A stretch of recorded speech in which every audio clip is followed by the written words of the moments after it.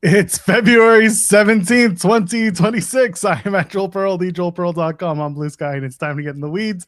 Pay no attention to the men behind the curtain. I am just running in. I'm here. This is the show. See, I didn't even put up the right backdrop.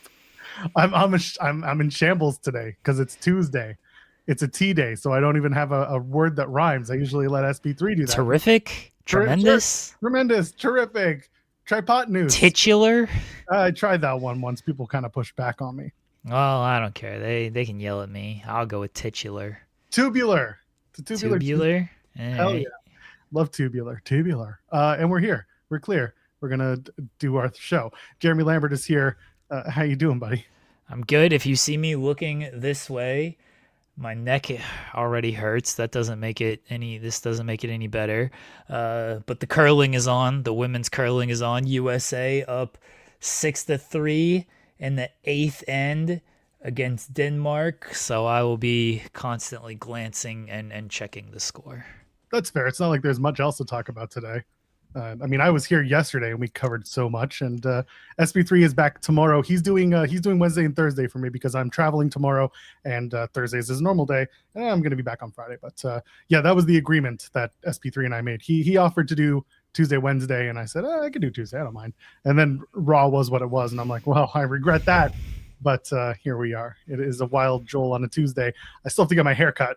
I still have to get myself looking somewhat presentable to go down to Ottawa for C4. I will look entirely different than I do now when you see me, when Lawrence and Grays both see me. But yeah, here we are.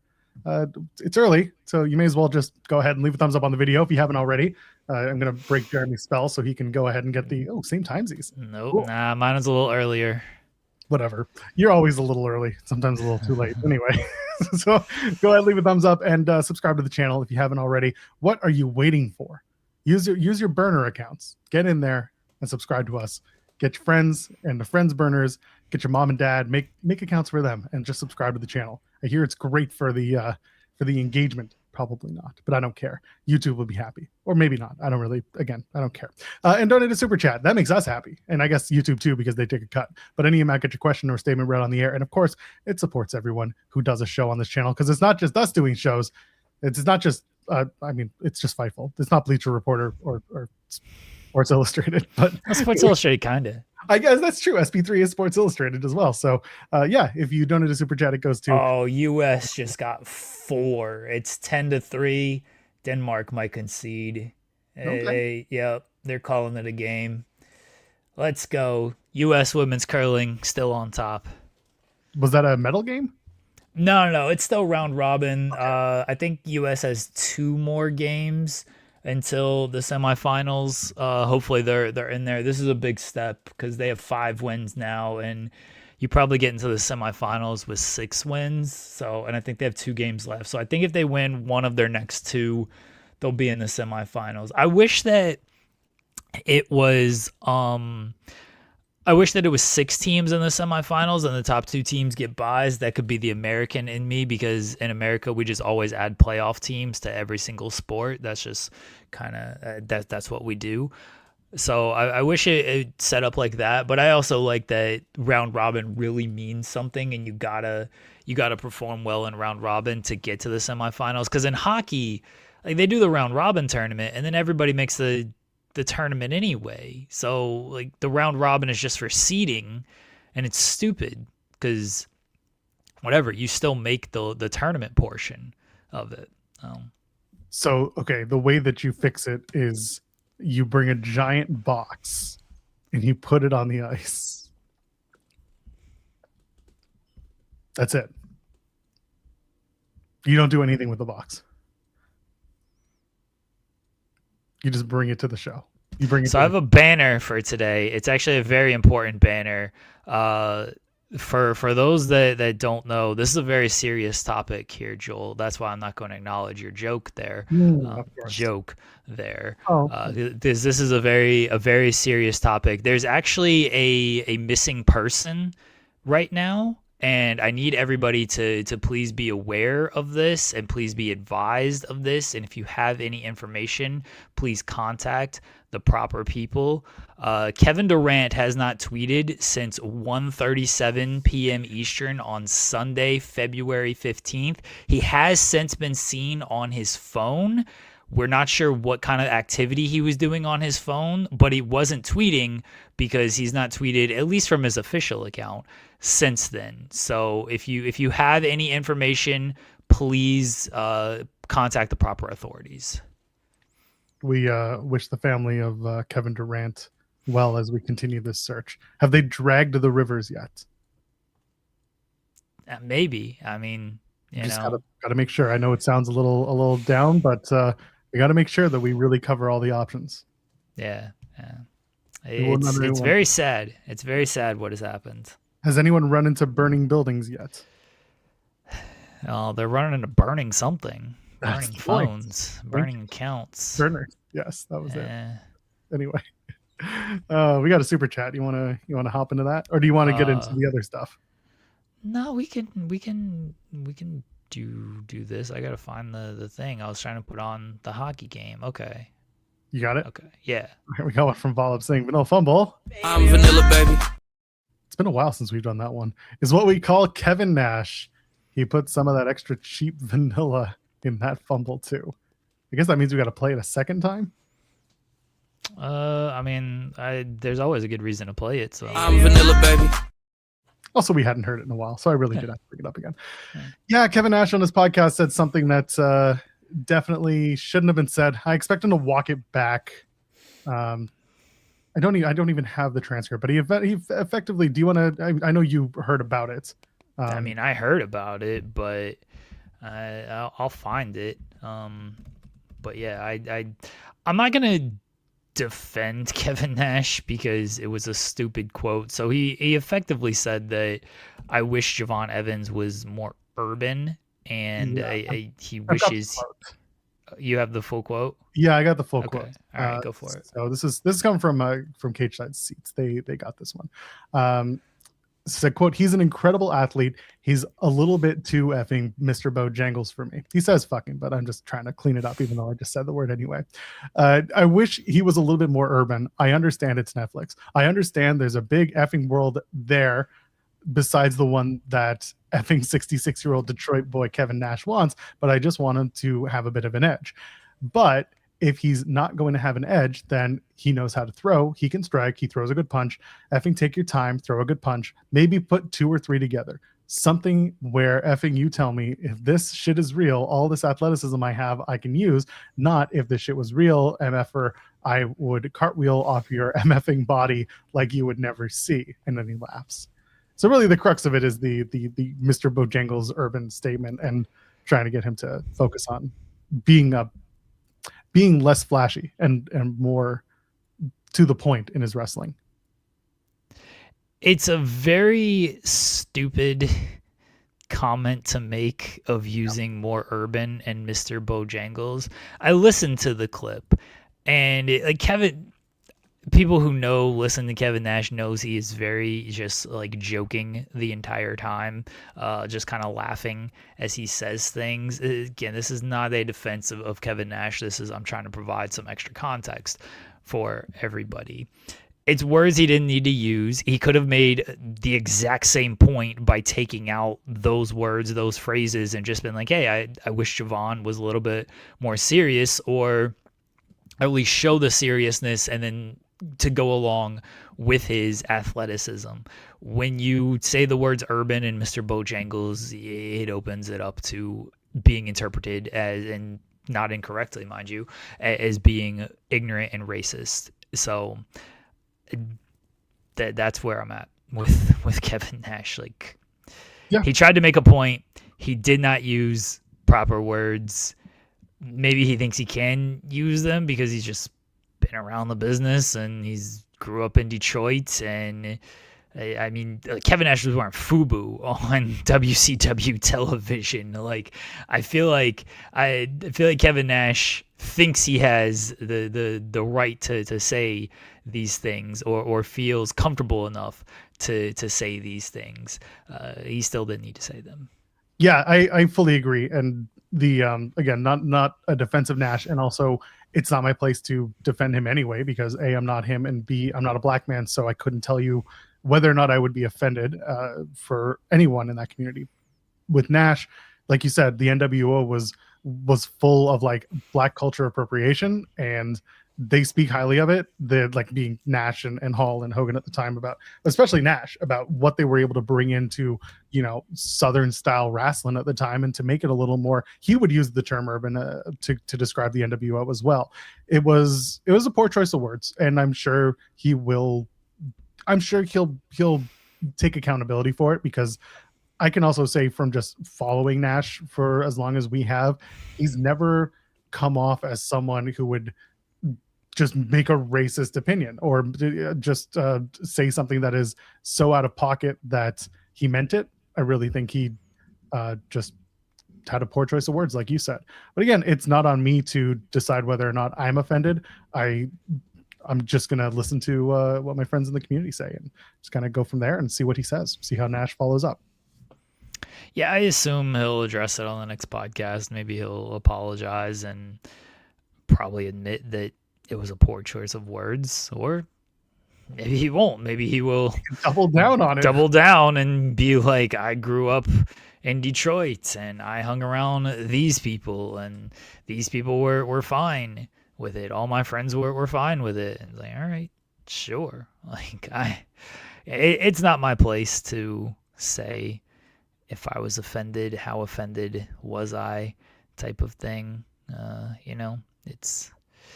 That's for other people to decide. I personally just thought probably shouldn't have said that. Yeah, I'm probably like, I'll listen to my friends in the space. I haven't listened to Grapsity yet. I don't know if they tackled this at all or even paid any attention to it or even knew about it, but you know, I'll listen to those guys. I'll listen to SB3 obviously, and the guys over at True Heel Heat, and the girls as well. And listen, I'm gonna just take in stride what they say, and listen to, if Nash has anything to say about it, we'll hear him out. So again, my feelings with Kevin Nash is that he hasn't said anything that I can think of that has been so egregious that we need to rethink how we think about him. I think this is a time when he said something stupid, and I'm assuming he'll walk it back, but I could be wrong. Like Jeremy said, he could double down.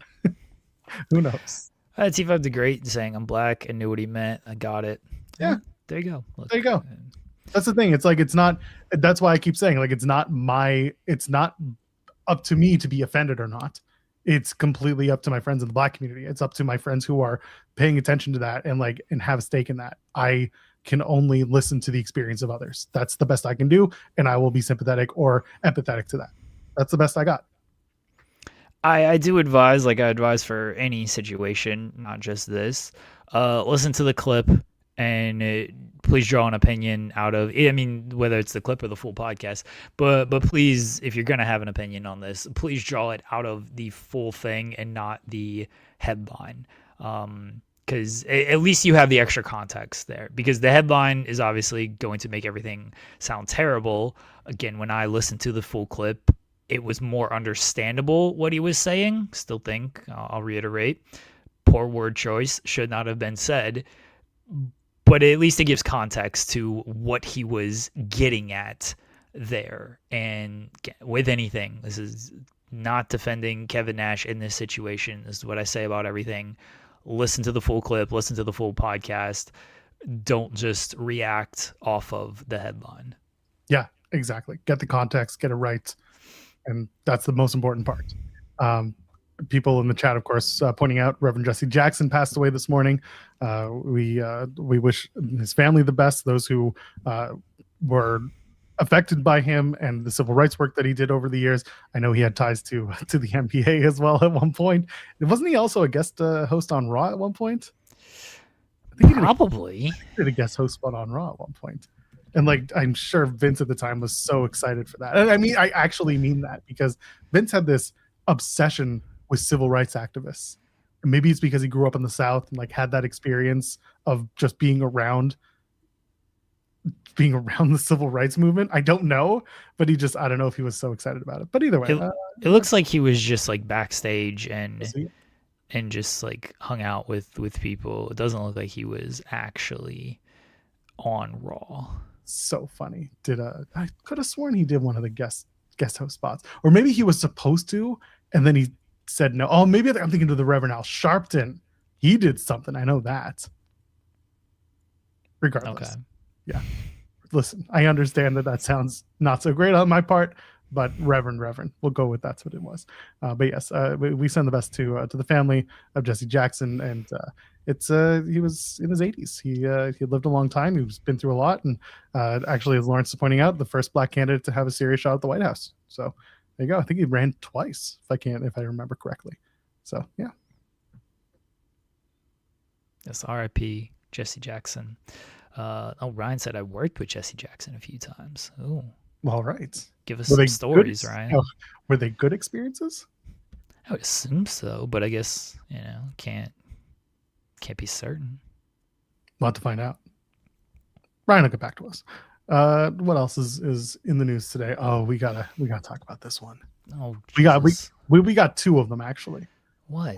One's the smaller one. One's the larger one. So the smaller one is the Dude Wipe sponsorship, which is not a surprise. They're sponsoring Dominic Mysterio, which I noticed a couple of weeks ago. He was wearing the T-shirt, and I saw the Dude Wipes logo on the like on the tummy part of the T-shirt. I'm like, oh, okay, I guess that's something. First of all, if they're selling that shirt, if you buy that shirt and it's got a big Dude Wipes on the stomach, you gotta rethink a lot of things right now. But it's regardless, don't do it. So they're doing that. Plus, they're going to have integrations at the big events. So you'll see the big Dude Wipes guy walking around, the stadium in Allegiant, doing his little Dude Wipes dance while everyone's like, yeah, this show's dookie, so why don't we get some Dude Wipes? And everyone will laugh, and everyone will then cry because they realize how much they spent on tickets. 25% off up until yesterday. And the big news, it's going to be on May 16th, Jeremy. Have you set your calendar? Yeah. Are you excited for this? Ronda Rousey's back. Her and Gina Carano, 1-on-1 in the. You can't even call it the octagon because it's not. It's not a hexagon. I think it is a hexagon. You're right. Yeah. In the hexagonal dome, and they'll be in the Intuit Dome. Rousey Carano, and of course it's a Logan Paul production or a Jake Paul production. Hooray! Spent all that Charizard money on Rousey and Carano. I am looking forward to it because I'm a sucker for these kind of fights. So I don't know if I'm the target audience, or I guess I am because I'm the person who's gonna watch it. So like I love these stupid silly fights. I watch Jake Paul against Mike Tyson and Anthony Joshua. Like, yeah, this is something cool for me to watch on this day. Like Rousey and Carano. I mean, Gina hasn't fought since like 2019, and Rousey hasn't fought since 2016. I think 2009 since Gina, not 2019. Sorry, 2009. I just caught myself there. Yeah. So Gina hasn't fought in forever. Rousey hasn't fought in forever. I don't know what kind of shape they are in.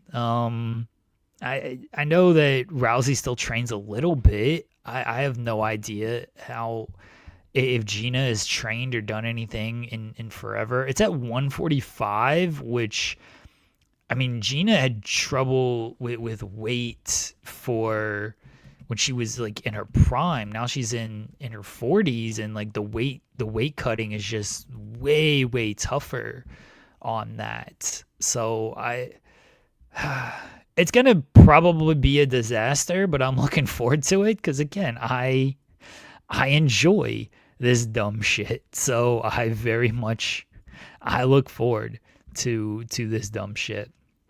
I don't know who. It feels like Ronda probably wins because she's a little bit younger. I think she stayed in better shape this whole time, and her grappling is probably going to be too much for Gina. But I am a little surprised that it's Jake Paul's promotion, and like TKO couldn't like get this done in some way, because like Dana loves Ronda Rousey. I always joke about this with Sammer of after Ronda's last fight against Amanda Nunes, where she got beat up.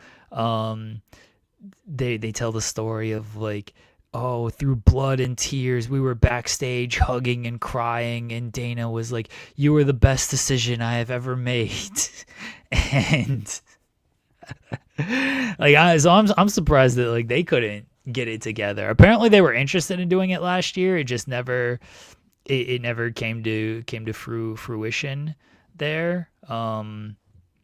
So yeah, I'm a little surprised that they couldn't get it. Yeah, 145 I think is good for Ronda. Gina also fought in her prime at 145, so I understand why they went 145 and not 135. I just don't know how the weight cut is going to be. I mean, I'm pretty sure Gina talked about like Gina would fought as low as like 135 back in the day, and then she moved up to 145 because that was a better weight for her. Again, cutting weight 20 years ago compared to cutting weight now when you're in your 40s is just a whole lot different, and I assume she can make it, otherwise she wouldn't have agreed to the bout. I think it's going to be kind of draining for both of them, and I think it's going to be more draining for Gina than it is for Ronda. So we shall see. Again, I'm looking forward to it because I'm foolish when it comes to these stuff. This is the kind of dumb shit that I love. I don't know how the fight is going to play out. It's probably not going to be very good. But it'll probably be awful in a great way. The Dana White, like, why didn't TKO and UFC try to land Ronda is interesting to me too, because at the end of this year there was the whole I'm reading up on the Katie Taylor rumors, and there was talk about, are they going to do Katie Taylor versus Ronda Rousey, and then Dana was like, no, it's not happening, and Ronda was like, I'm still not feeling 100%, blah, blah, blah. And so now it's parlayed into whatever this fight's going to be. I don't know. I mean, it's a freak fight. That's what it comes down to. And it's very possible that Ronda was pitched a freak fight and she was told it's going to be easy enough, and she took the money. That's it. No, I mean, I think they knew it was with Gina and everything. I won't go as far as to say this is like a freak fight. This isn't Jake Paul and Mike Tyson. That's 30 years difference. And like, just Mike Tyson hadn't fought in forever. Mike Tyson was like 50 or 60, and like, that's to me a freak. Even Jake Paul and Anthony Joshua, a little bit of a freak fight because the skill level was such a huge difference there. I don't quite consider this like, it's two people that are just past their prime. Like, it's two legends. But there's only a 3-year age gap. It's not like Gina's 50 and Ronda's 40 out there. Again, the fact that Gina hasn't fought since 2009. That's when I graduated university, for God's sake. Yeah, Gina hasn't fought in forever, and so that makes it. But Ronda hasn't fought in forever. Now, there's a big difference between 2009 and 2016. I fully grant that. But they've still. I don't consider it a freak fight. I consider it just two people who are past their prime that are gonna fight now. Like, freak fight to me is mainly stuff you see in Japan a lot of times. Which, Suzuki, I guess. Yeah, that ruled though. That was great. But yeah, like Jake Paul and Mike Tyson to me is more of a freak show fight than this. This is just two people past their primes who are gonna fight. They're gonna get their money, and we shall see. We shall see how, if it's good or not. I don't suspect it'll be. Yeah, keep your bar ridiculously low on the will it be good. I mean, I suspect it'll not be good. I don't care if it's not going to be good, because I'm gonna watch it regardless. Yeah, Ronda should win this. Honestly, she should win this. I don't know if she will, but she should. Like, she's had a lot of concussions. She's not a great striker. And And so that plays into Gina's hands for sure if she can, catch her early. But I would imagine if Ronda can get inside and get a takedown, she'll finish off Gina kind of quickly. Like I'm excited for it. Me and Jensen.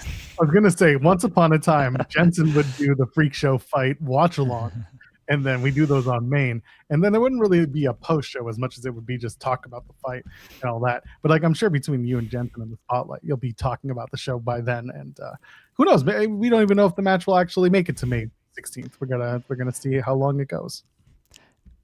Jose saying her last couple fights in the OC don't give me hope on Ronda. She was fighting Holly Holm, very good decorated striker, and Amanda Nunes, probably the greatest women's fighter of all time. Both more in their prime, and now Ronda was also in her prime. So, it was kind of even stuff there. But let's not compare 2016 Ronda against the greatest women's fighter of all time and Holly Holm to fighting 2026 Gina Carano, who has not fought since 2009. I mean, if you watch Gina Carano's last fight against Cyborg, she kind of got smoked in that one. And again, that was a much longer time ago than Ronda's last fight. So I don't think you can take anything away from anything they've ever done, honestly. I think that's where people make the mistake when it comes to these fights too, is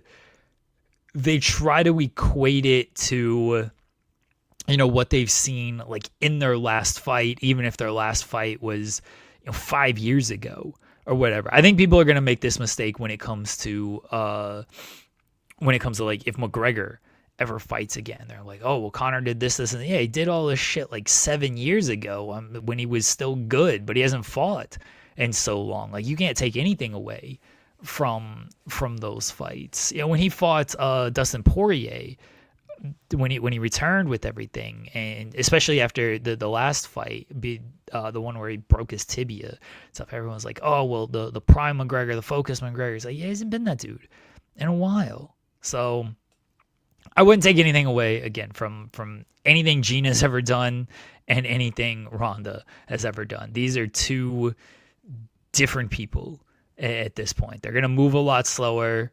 They're gonna just, I don't know what their skills are at this point. I don't know how much they've been training for all of this. I'm sure they stay in some kind of shape, but I don't know like what they've been working on. There's nothing to take away from fights that happened 10 plus years ago.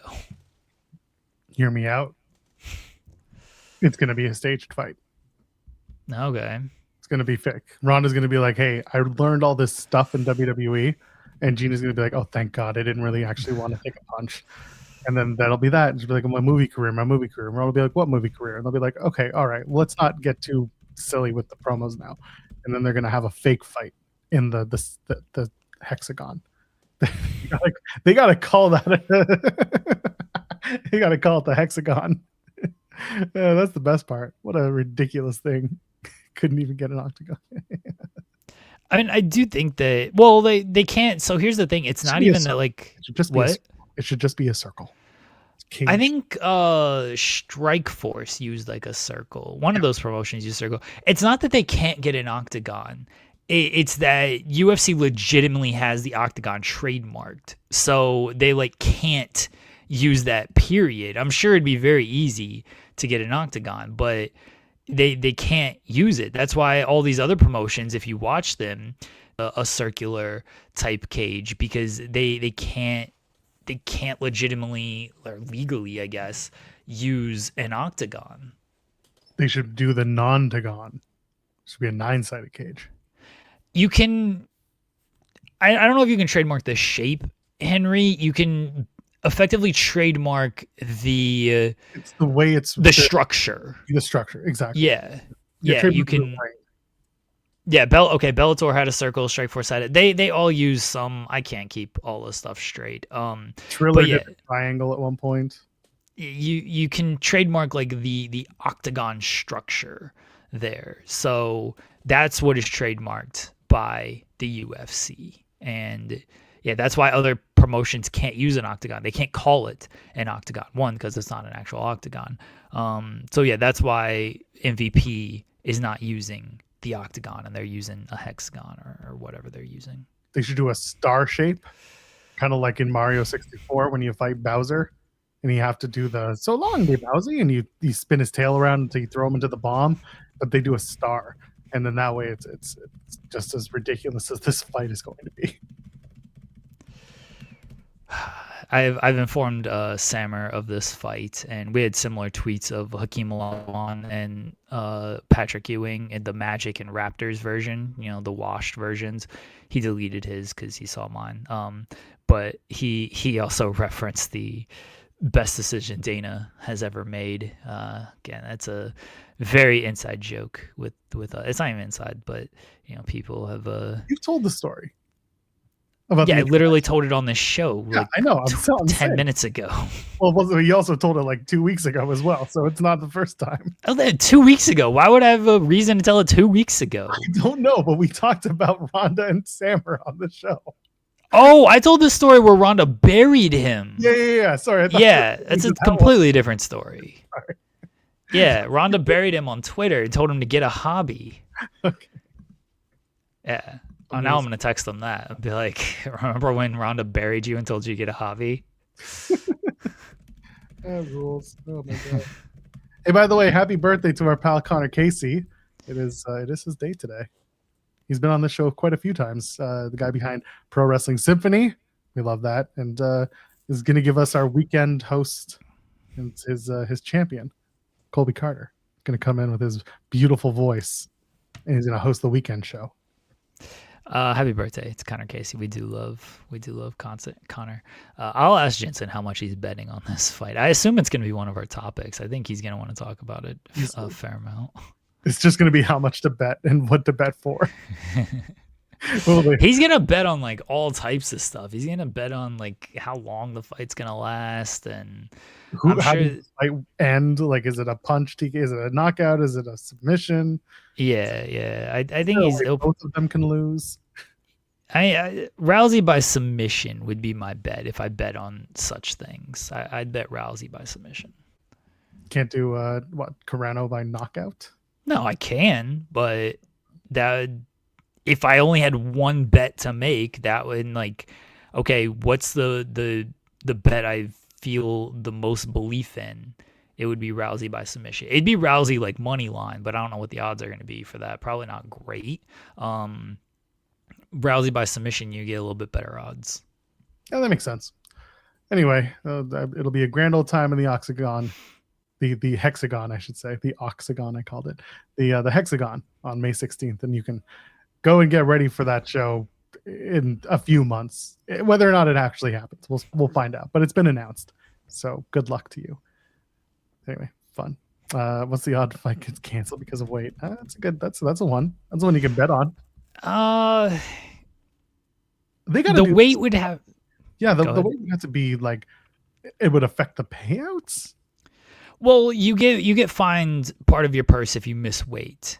Anyway, it would have to be so egregious that you would cancel it because fights still happen even if somebody's like a pound or two over. Like the other person obviously has to agree to it, but fights still happen even if somebody's a pound or two over.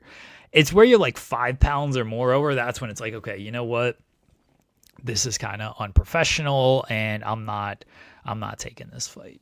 And in UFC, just correct me if I'm wrong, if it's a title fight and they don't make weight, the title's no longer on the line. Yeah. Okay. Yeah, you got to be on weight for a title fight. Like if you can be a pound over in like a non-title fight, if like that's fine. But yeah, and then sometimes people agree to fights even if it's like 3 pounds over. Usually at like 5 pounds, that's when it's like, yeah, you know what, we ain't doing this. And the person who actually made weight still gets their pay and gets part of the opponent's purse. I don't think either is going to be like that far over, honestly. I think both of them realize this is a great payday.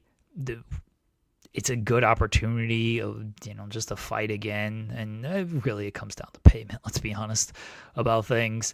And they'll be professional. Like, neither of them I don't think has ever missed weight. So as much as I say that, the the weight cut is tough, which it is, I think they've always made weight. So I don't think either is gonna miss weight. I think it'll be fine. So I wouldn't put great odds on the fight being canceled because of weight. I mean, you would get good odds. You'd probably get it at like plus 2,000 or something. So if you want to put like $1 on it, go for it. But I don't feel like that's a bet that's gonna win. I think one of them should just show up 50 pounds heavier and just be like, "What are you gonna do? What are we gonna do?" They'd probably say like, we're not doing the fight if they're 50 pounds heavier. Actually, they might do the fight. It's like, Jesus, you're completely out of shape. Yeah, I'll take this fight. What if they actually bulked up in that time and it wasn't actually they got fat? They just got really fit and much bigger. Did Gina miss weight at 135? I could see Gina missing weight at 135. And that's why she eventually just moved up to 145. So like that would make sense, Henry, if that's what you're going at. But I don't think she ever missed weight at 145. And she did like catch weight fights as well. I think that's one thing people maybe they don't understand is some of her fights were actually catch weight fights and they weren't at 135 or 145 or anything. Like they'd already been agreed to that they were going to be catch weight. I don't remember Gina ever like actually missing weight. Maybe she did, but I feel like she was on weight or they were catch weight fights. I'm taking a look just to make sure. Infamously missed weight for her 2008 Elite XC fight against Caitlin Young, weighing in at 144.5 for a 140-pound limit fight. Oh, okay.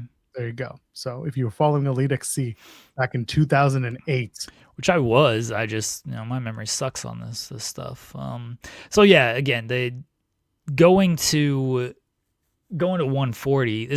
So when I was talking about the weight cuts for her, like I knew she had struggled with the weight cuts, but going down to 140, 141, like that's why she went to 145 is because going to 140 was so tough. I think she'll be fine at 145, but this was 145 20 years ago. I don't know what weight she's been at over the years and if she can make this cut. Guess we'll find out. Yep. So pretty much all I have to say about this whole Ronda Rousey, Gina Carano stuff. It's literally the announcement today, and we're gonna find out what how that plays out for the next little while. Yeah. Shall we move all on? Right. So yeah, she missed it at 140. That's my fault. But I knew she'd always struggled, even at 145, to kind of make weight. I just didn't realize like she'd actually missed weight. I thought she'd always just because Elite XC was definitely tailored to her. Of like, yeah, whatever Gina wants to do. So I just assumed they were like, yeah, what weight can you make? That's the weight we're gonna make the fight at. Did they announce that there's a weight? Yeah, 145. We've talked 145 about this. For this? That's the whole weight discussion we've been That's having. The weight discussion. Okay.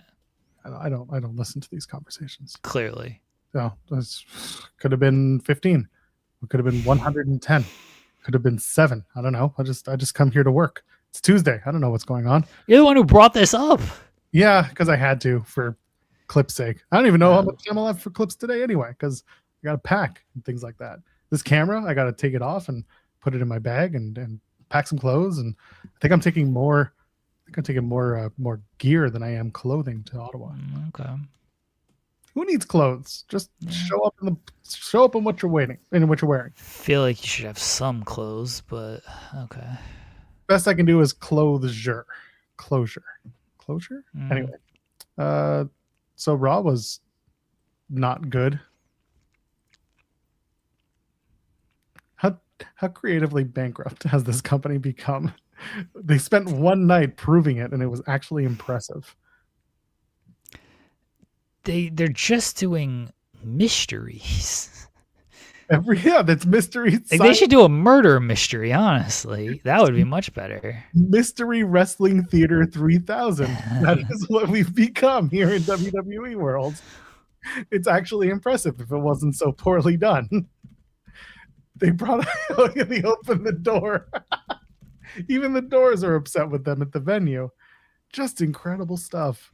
And even so, I was thinking about the like what was good on the show last night, and like there was some okay stuff, like the triple threat, Javon, getting himself into the chamber was good stuff. Yeah. The match was fine, and I really do mean just fine, because I thought having to do the Dragon Lee return and like this was my favorite part. If you listen on headphones, you'll almost unintentionally hear stuff. You'll hear audibles being called, and they're down doing the Dragon Lee, getting up to take out Gunther, and you hear a stagehand say, "He's up on the barricade," and it's like trying to get the camera to make sure that they don't just shoot around it, and it's like it's so frustrating. Anyway, Gunther does not take the pinfall, but Dominic does, because that's what you do to your Intercontinental Champion, is you pin him.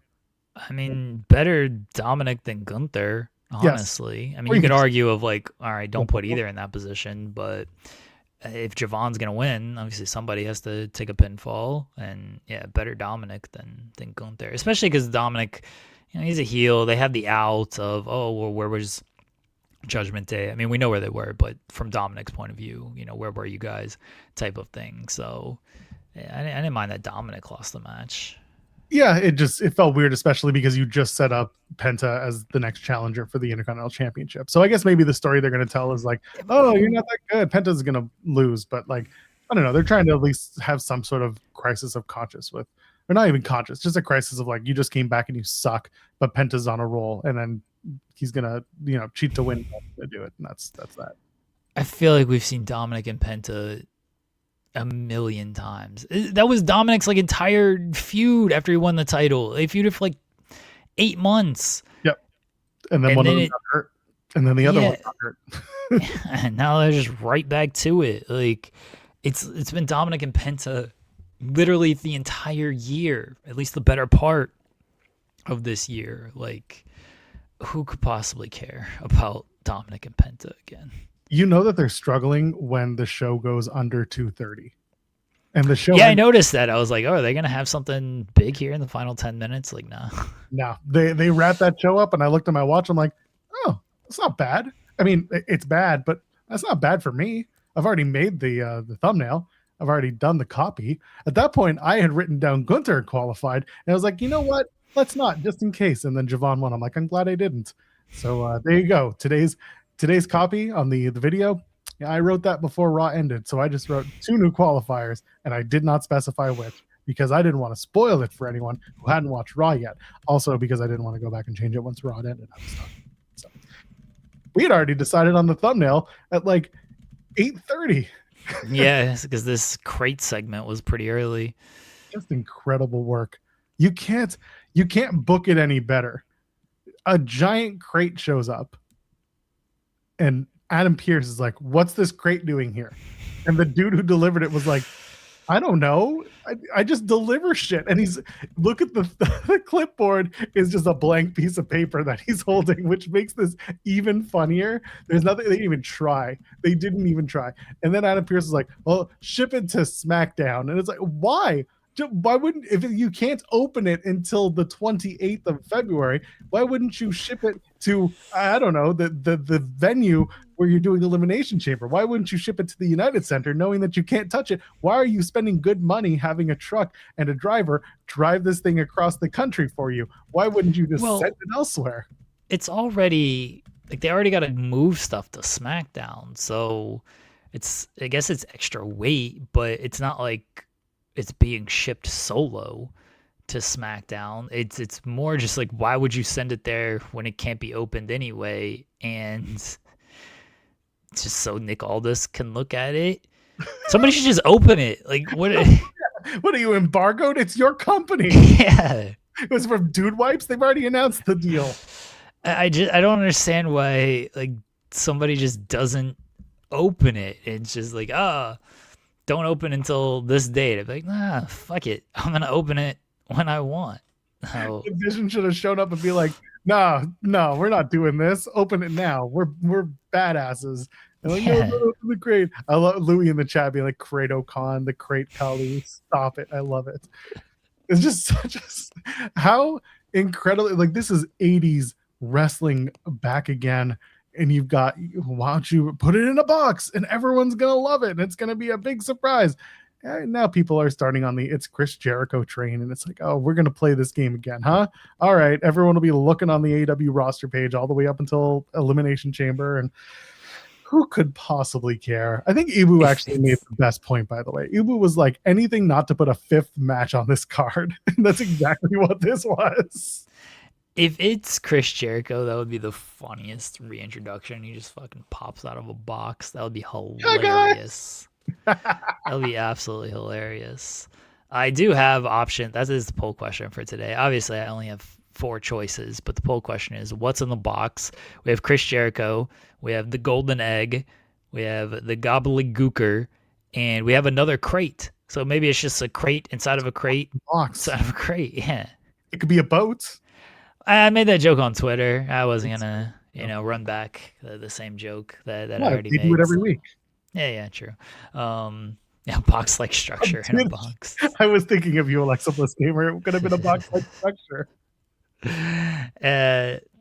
So here's the thing. Like, I don't mind like a mystery crate type thing. Like, sure. This stuff has always been in wrestling. Ooh, what is this going to be? The problem is it's Dick Finlay, so it's a dick in a box. The problem is, like, you literally did this segment one segment after you did a mystery masked man. And it's like, okay, are we just doing multiple mysteries here? Oh, who's the masked man? Oh, who's in the box? And that's where it feels just lazy to do another mystery angle right after and in the middle of a mystery angle when you're already coming off a mystery angle from Survivor Series. So that's where, like, it gets just extremely lazy. If you're just doing a crate gimmick for the sake of doing like a mystery crate gimmick, but it's been a little while, like, all right, sure, like it's fine. But you've been doing this mystery stuff for months now, and that's where it just feels lazy to me. It would be very funny if it's another mystery mask man, another mask guy. Yeah. No, this time we changed it up. It's a masked woman. And last year they did all the various Americanos and the variants from them, and it's just like, how many times are you gonna go into the mystery, like, oh, who is this type of person? Grays, I thought the same thing when I first saw it last night. I was like, oh, this is some 2K gimmick, isn't it? Like, that's where my expectation is it's going to be a new Triple H cover for the 2K game. Like, I'm not setting my expectation high at all, because 1, you never should, but 2, I don't think they have anything great off of this. Maybe they do. Maybe it is Chris Jericho, and it's like, all right, like, that seems like a stupid way to reintroduce him, but sure, this is what you're gonna go with. My expectation is it's some 2K tie-in. Yeah, I could absolutely see it being that, and everyone's gonna groan, and people who got their hopes up for something else, that's on them. I get that, but also it's like it's the what's his face, the Aaron Paul. He can't keep getting away with this meme, and the crate is just hilarious, and it is something that's been in wrestling forever, but it's so incredibly silly. Watch it; it's gonna be like the host of WrestleMania, and it's just gonna be I don't know, Toucan Sam. And he just comes out and says, Josh Falayanos, and everyone's going to be like, what? Toucan Sam would actually be awesome. That'd show some actual creativity.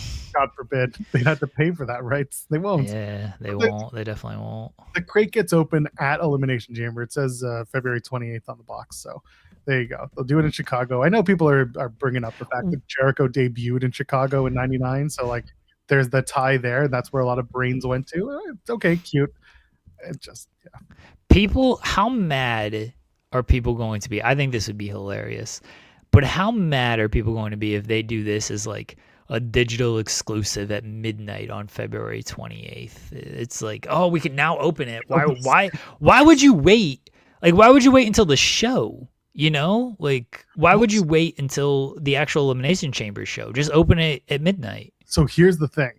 Can they do that? Yes, because if they gauge the audience and they realize, oh, this is not going to get over to the point where we need to open it. Like if they build it up to such a point where they realize, okay, it's not that good, then they will do. They're not gonna admit that it's not that good. No, they've done it before where they're like, oh, let's walk this back and just let it out on a social. Like they've done that before. But I think they're obviously really hoping that this is a thing. What it is, my hopes are low. Another, 2K26 copy is hilarious to me. It's a statue of Triple H. Oh hell yeah! Not even it's the statue of Stephanie McMahon, like they do for the Hall of Fame every year. Ooh, yeah, okay. It's hers, and then she comes out and she's like, "What is this?" And then and she's like, "This is my new co-host for the Stephanie McMahon podcast." And then you know what happens? The statue starts moving. The statue starts moving and it speaks, and it starts a whole war. It's going to be the statues versus the humans. We're really going. It's my copy of AEW Fight Forever. Hey, I've been waiting for that.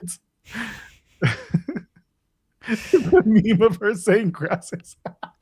I like the idea of like a Stephanie McMahon statue. Could you imagine how pissed off people would be? Triple H would be like, why did she get one before me? I mean, doesn't he have one? Who cares? I feel like he has one. He probably does. Is he in the Hall of Fame yet? Yeah, he is last year. time. He went in last year. Right. Sorry, I forgot. He doesn't like being on TV, Jeremy. He's seldom seen. I had to remember if I've seen him lately. I do hope it's like, what's The Rock's next movie? Jumanji? I just hope it's a fucking egg. Just bring the egg. Yeah, that's what I'm saying. Like, it needs to be like a Rock movie tie-in when it comes to the crate. You know, like it's whatever is from his next movie. Maybe it's just Mark Kerr. He's like, here you go. Here's Mark Kerr. I portrayed him in The Smashing Machine. Mark Kerr can just beat up everybody. But Travis Scott, that would be hilarious. Oh man, if they go to the crate and they do like the close up and then goes wing. That's how the Fiend theme starts. It's fucking awful, but it goes like that, and then it goes Fiend, Fiend, Fiend, Fiend, and then Travis Scott pops out. That would rule, actually. Like, where's John Cena? Like, he left. He's not here. Where's Cody Rhodes? He's in the Elimination Chamber, and then Travis Scott enters the Elimination Chamber, and Travis Scott wins the Elimination Chamber. All right, live action Moana is the next one. Okay, then maybe it can be the Maui hook. That's in the crate. It's The Rock in the crate, and it's him, and he opens it up and he starts singing, "You're welcome," and they start rewriting the entire WrestleMania on the spot.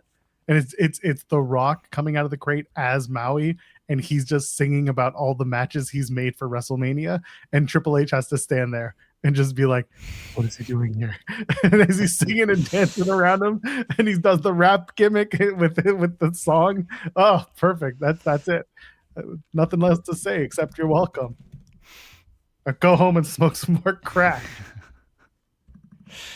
I hope it's The Rock. I mean, I know The Rock isn't actually going to show up in the crate, but it would just be very funny. Maybe it's just a bunch of mana. Well, that's the thing, though. It could be The Rock in the crate, because if everyone wants to talk about Jericho making his debut in '99 at the United Center, and it's not Jericho in the crate, it should be the guy that he debuted up against, which was The Rock. Allegedly. And then The Rock comes out and he's like, y'all thought it was him, huh? No, it's the other guy. What can I say except you're welcome? You know who it should? What's Dick Togo up to? Because if we want to do my dick in a pot, just get Dick Togo. I know we made the joke earlier, but now we got an actual dick wrestler that we can use. I like Dick Finlay. They should do Dick Finlay. Yes, it was very good. The return of Riddick Moss. Okay, all right. Yeah, there you go. You bring back Ricky the Dragon Steamboat, but you give him his actual name, Dick Blood. Dick Blood. Blood. Crate Balls of Fire is a fantastic show. Let's do that. Oh, Crate Ball. Okay, I like that. The Crate American Bash is a good one. Yes. Oh God! What if they completely forget about it? Then Vince McMahon is fully back. And that's the only. They're not going to forget about it. I don't think they're gonna. They think this is such a big deal. Yeah, I don't think they're gonna forget about it or anything. No, they'll follow up. They'll deliver something. I don't know if it's gonna be good. I don't suspect it to be good, but they will deliver something on this. Yeah, something. Whether it's good or bad, that's subjective. Wrestling's a subjective art form. Yeah, I don't suspect it'll be good, but my expectations are always low for these things. Credo Khan is still fantastic. Credo Khan would be good. He comes out in the look. You want to do double? Like he comes out with the giant penis that he wrote that was riding in Las Vegas. Right. You can do Credo Khan and Dick in a Box all together there. That's the. I went to that bar. That's where I met. That's where I met ELP and Zack Sabre Jr. and all the rest. I was gonna say your lover, but okay. Not so much, no. But I was there with Green Phantom and a bunch of other wrestlers. Okay. Right. And Hoovy was DJing behind the booth, but no. Hoovy and the Blowfish? Juventud Guerrera. Oh, Hoovy and the Blowfish. Yeah, Hoovy and the Blowfish. Okay. Yeah. Juice was behind the ones and twos. That was such a funny night. It was very strange. Henry Kiernan saying the leg is it's the leg from A Christmas Story in the box. Well, I'm a Jew. I haven't seen A Christmas Story. That was a lamp, was it not? Was it a leg lamp? Yeah, I'm pretty sure it was a leg lamp. Sure. All right. Yeah. And I like Ryan's idea. It's the case of dude wipes and a poopy Jericho. Jericho just covered in shit. These dude wipes will help.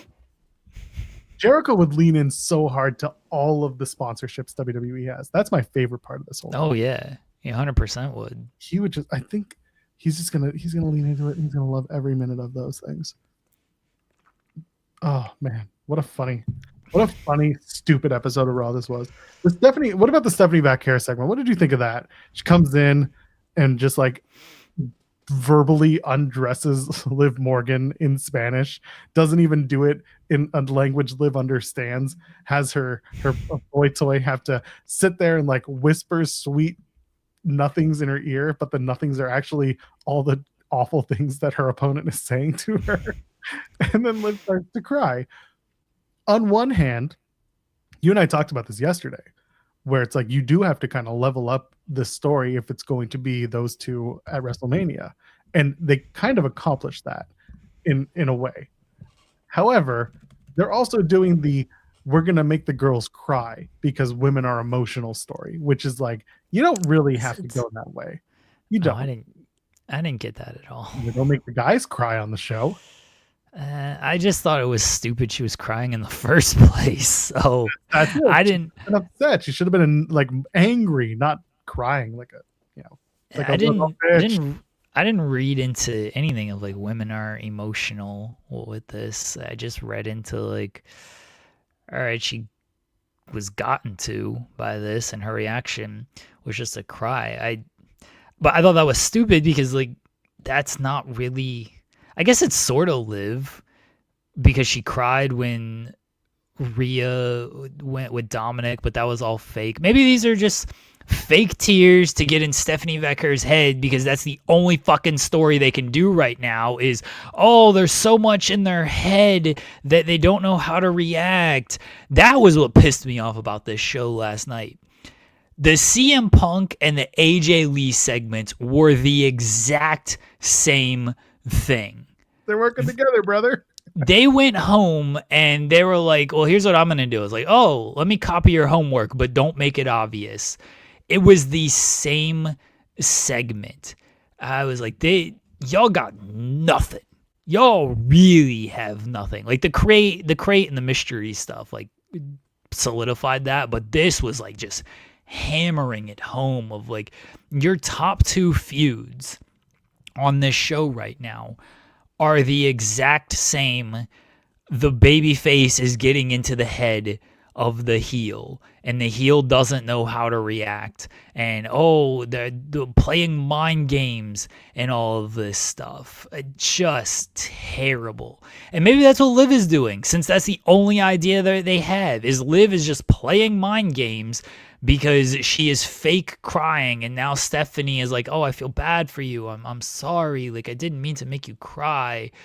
I don't know. I thought her crying was stupid. I was like, I feel like Liv should be like tougher than this. And she's presented a little bit more as like confident badass off of this. So why is she crying? It's a little weird. I mean, I thought Stephanie's promo was good. I saw the translation of it and everything. Like, I thought it was good, but this was what's even funnier, by the way. She tells Liv effectively, like, you had everything given to you and I had to work hard to get here. And she's the women's champion. Yes, okay, she's worked in Japan and she's worked in Mexico and she's traveled the world, blah blah blah, and Liv is a product of the PC. Now, doing that, you're effectively burying the PC at that point, because the women's champion is the one saying, "You suck, LOL. You don't have anything, and I do." It's like, wait, you're just saying that the PC woman, who is very popular, by the way, was handed things to her. It's kind of a burial to a degree of the PC, and not putting over the fact, and they've been trying for years to make the PC this factory of wrestlers, and they haven't done it to the same effect. And Stephanie is coming in here. Stephanie Vaquera is just like, yeah, I did things on my own. I busted my ass, and here I am. So Liv, like, to be upset by that is one thing, but now Liv's got to basically come out and reassert the fact that she has gone through a lot, because she does have a story. Like, in NXT, she wasn't very good. Her character was not very good. She was on and off TV so much. And then she finally found her spot when she went to the main roster. Like, she does have a story. She does have to do it. But unfortunately, she's also a heel. So she can't tell you a story that makes you want to cheer for her, because she's stuck in, like, making the stupid laugh and saying she's the best women's Royal Rumble winner of all time. Ha ha ha, do the Sasha Banks laugh. It's just, she's stuck. And they made her look stupid by having her cry. And Vaquera was like, LOL, you suck, and I'm a product of a better process than you. Yeah, Liv trying to tell her story struggle is just gonna babyface her. So that doesn't actually make any sense on that side of things. But their storytelling has been so off base. Like, last night, it was egregious with some stuff. The AJ and Becky promo, and the crowd did not care one bit. I kind of felt bad for them, because they're supposed to be big stars, and like the crowd just wasn't reacting to anything. AJ, like, trying to say that Becky hadn't accomplished anything in 10 years, and she's like still trying to like catch up and everything. I was like, you can like do that to certain people. Like, if you want to say that's a Bailey, I realize Bailey is a baby face, so it would make sense, but let's pretend Bailey is a heel here. If you want to say that's a Bailey, while I don't think like it's fully true, because Bailey has accomplished a lot, like, all right, sure, you can kind of see where you're going. Like, there's no one in the company more accomplished than Becky Lynch. Like, wow. No one. Not only like in the ring, on screen, like, she's a New York Times bestseller. She's been in movies and everything. Like, she's been on television shows. Becky is like the last person you could possibly say you've been spending 10 years to try to catch up. It's like, that doesn't quite work here. And Becky is like great in this role, but she's sadly, by working with Maxine and Natty and the spending months with Maxine, she feels so much lesser because of it. And now, like, the AJ stuff, like, you can sell it as a dream match, and in some ways it is, but we've seen them wrestle twice in two different settings. I realize they weren't singles matches, but they've still wrestled each other. AJ's beat her twice. And you're doing it at Elimination Chamber. It's not even like a WrestleMania match. Like, there's just so much that it feels like this match should actually be bigger, but it doesn't feel like a big match. No, because this match will go on second. It'll have a non-finish, and they'll run it to Mania. and they'll do some sort of match that has a silly ass angle on it. They'll put a stip on it, like a street fight or some sort of walk and brawl. Or they won't put it in a cage because there's no one to put a cage. Like again, we talked about it yesterday. There's no reason to put a cage on half of these matches because there aren't people running in to get involved. So they'll do a walk and brawl type of thing, and either Becky will cheat to win at Elimination Chamber, and then she'll get called out for it and she'll have to redefend the belt at Mania, or they'll do some sort of messy finish where nobody wins because they want to maintain AJ Lee as like unbeaten in this case, and they'll run it back at Mania, and either AJ wins or Becky wins and we're done with AJ for a little bit. We move on to whatever AJ does next, which maybe it's the women that she mentioned wanting to face. Maybe it's that. And then the AJ Lee tour is just her getting to have the matches she didn't get to have, several years ago. I don't expect much out of this. I hoped for more, but at this point, like SB3 is saying, the 10, and like you said too, the 10 years and you haven't caught up thing is just absurd to say to Becky Lynch. You can say that to others, but not to her. And then Becky had to come out here and try to do the more heel than you for what you just said, even though I'm the heel and you're the babyface. It doesn't work.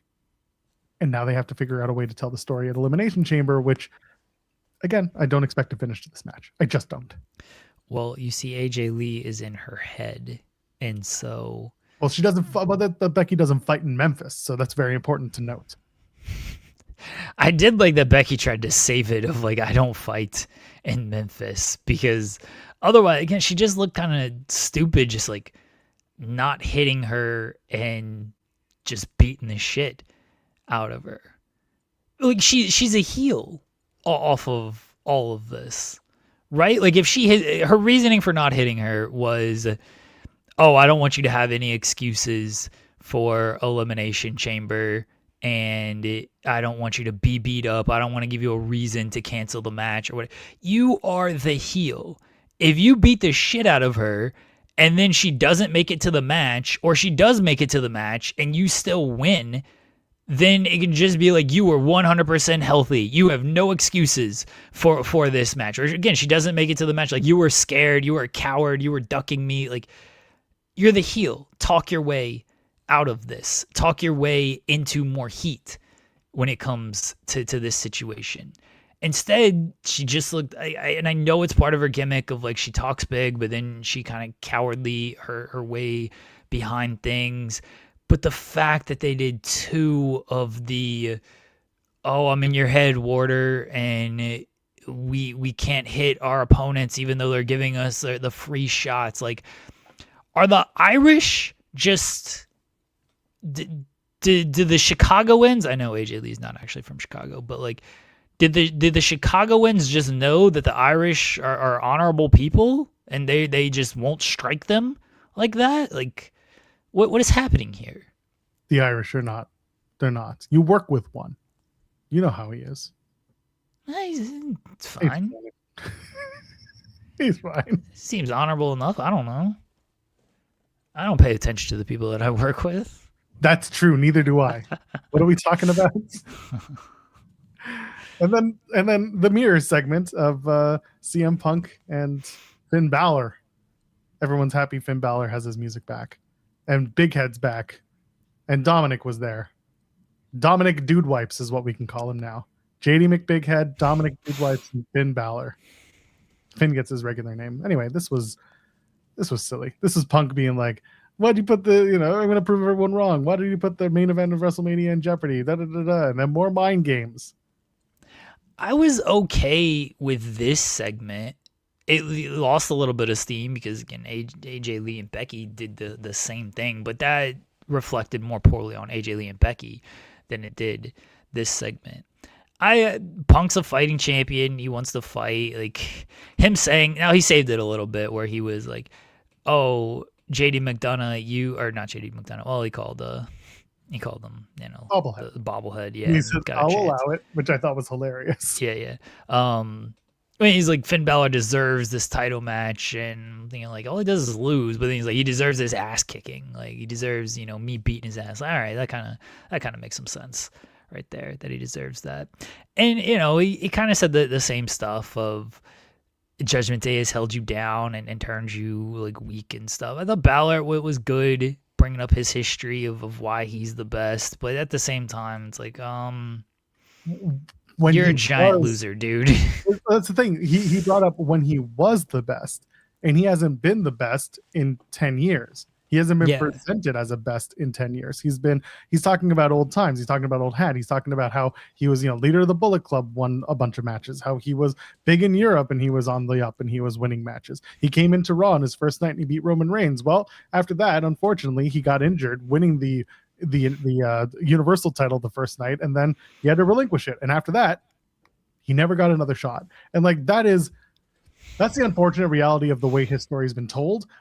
But also, like, you don't have to bring it up that way, or you have to find another way to talk about it. Because sure, he won the Intercontinental Championship a handful of times. He's the guy who's so good with everyone else that they never give him a chance to be the best. And that's the most frustrating part about being a fan of Finn Balor and the work that he has and that he's done. He's never been made the guy, and when they tried to make him the guy, unfortunately, he got hurt, and then they just never trusted him to have that option again. Do they do the surprise at Elimination Chamber? I like the fact that Punk is leaning into the WrestleMania main event in Jeopardy, because it does add to the feeling. It's like, oh, they could do it.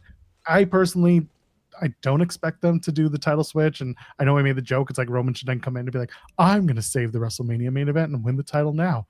And he beats Balor, and it's just everything is stupid just for the sake of swerving. But also it's WWE, so at this point they might do it just for the LOL. But at this point, it's like they're swimming upstream with something they know is just a match for match sake, because it's Chicago and Punk is the world champion.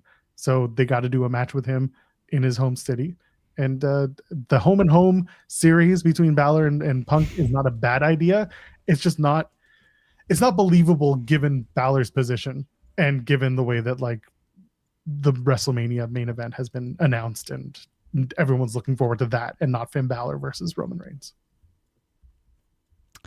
I would have had it one of Becky or Finn like actually do the attack, just to mix it up a little bit on these segments, because they were just way too similar, and so they took away from each other. Look, Balor could have attacked Punk. He turned his back and then not had JD or Dominic do anything.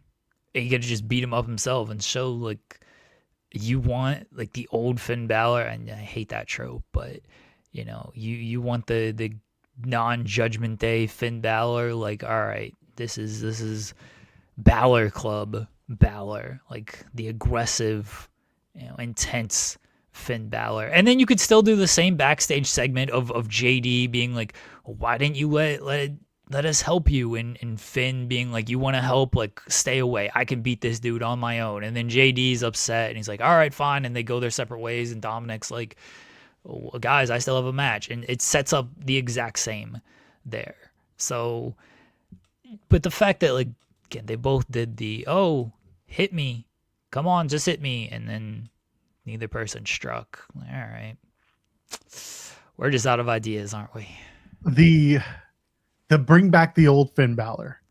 They are going to bring back the old Finn Balor. The thing is, it's going to be the old Finn Balor that won Intercontinental Championships, not the Finn Balor who won the Universal title that one time. It's not going to be New Japan Finn Balor. It's not going to be Bullet Club Finn Balor. It's not going to be NXT Finn Balor. No, you're going to get main roster Finn Balor when he came back from his injury. You will get mid-card Finn Balor. And that's it. It's obnoxious. What's obnoxious? That it's just mid-card Finn Balor. Yeah, that like it's just mid-card Finn Balor, because Balor was never top guy in the company. He never was. Again, they NXT. wanted to. It was NXT, sure, and then he went back to NXT, and what they do with him? He won the title there too. Yeah, but he didn't get to go have the match with Gunther in Ireland. Well, blame a pandemic for that. No, I will refuse to blame them for that. I do love that is that used to be like the monthly joke, is like, are we going back to Ireland? Are we going to do the show now? They reopened in 2021 and everyone's like, take over Ireland, we're going back. I just don't expect much from Balor. Like your two options are Balor loses and then they tell the story of the break with Judgment Day and they do the match for the Intercontinental title at WrestleMania, or Balor wins the championship from Punk and then Roman comes back and was like, oh, now I have to save the world title. And then he wins it. And then it's Roman versus Punk, but now Roman's the world champion going into Mania. And then Punk is on the chase for a month. How does Punk get a title shot? Because he lost it. He gets the automatic rematch clause, but it's not against Balor because he didn't get it in time. Roman ain't wrestling on Raw. No, hell, well, I mean, listen, you could do the go home for Raw is in Roman's, I think it's in his, no, he's Jacksonville. That's why it's the Usos are San Diego and then Roman's Jacksonville. I was going to say because they're on the West Coast for that Raw. And anyway, long and the short of it is no, he's probably not going to wrestle on Raw unless they make him do the Madison Square Garden episode. But stupid.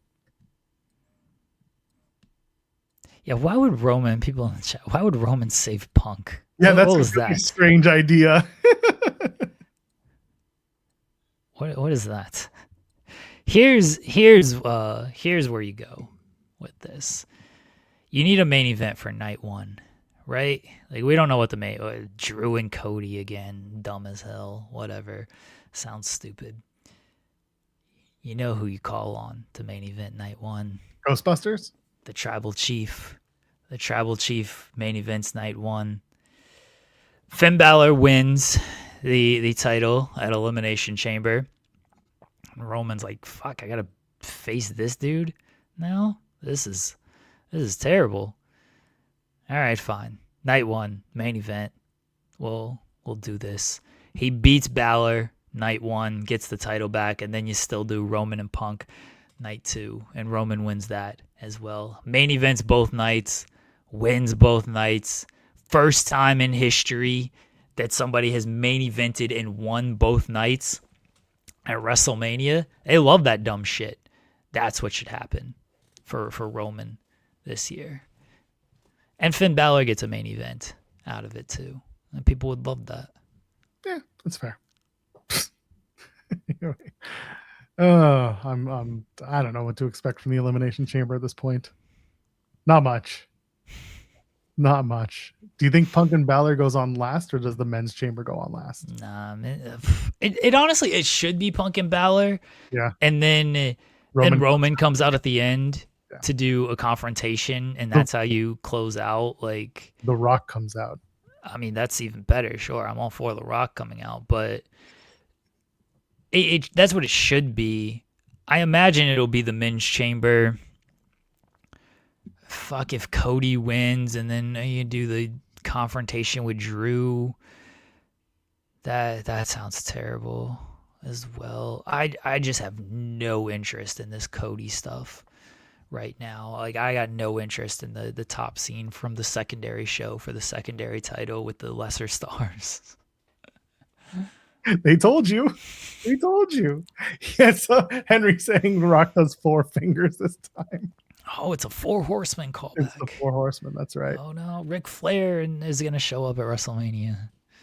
You know what's in the box? Lawrence is saying he knows what's in the box. It's Kit Wilson. They might. It's a box that. Of toxic masculinity. They might do that. What if it's like the Jaguars lucha masks that AEW is producing? You've heard of a book burning. This is a mask burning. Come to the Lucha Libre Coliseum in Los Angeles. Well, here's the thing. It says deliver to WWE, which implies that it's somebody sending a gift to WWE. It's not WWE like sending a gift to themselves. It's remove wrestling reality here, right? Like it implies that WWE doesn't know anything about it. So it's a gift. It's a gift sent to them. So what if it is from AEW? What if Tony like sent them something? Yeah, he sent them Jericho. God, get him off of my show already. Just take him.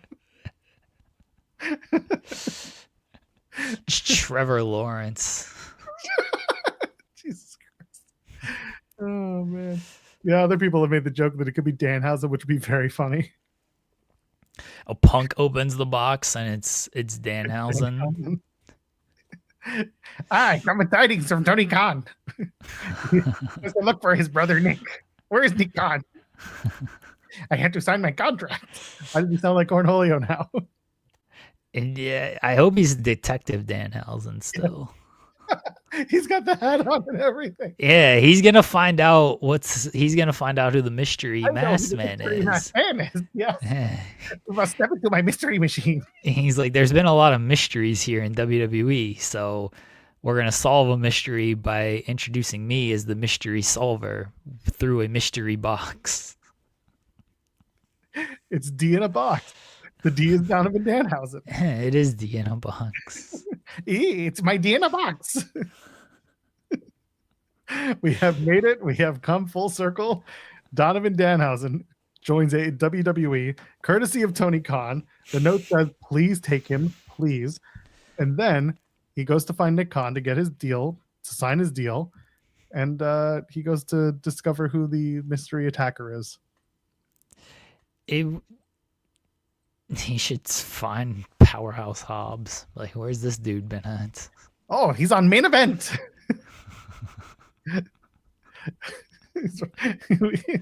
We have a dark match for him.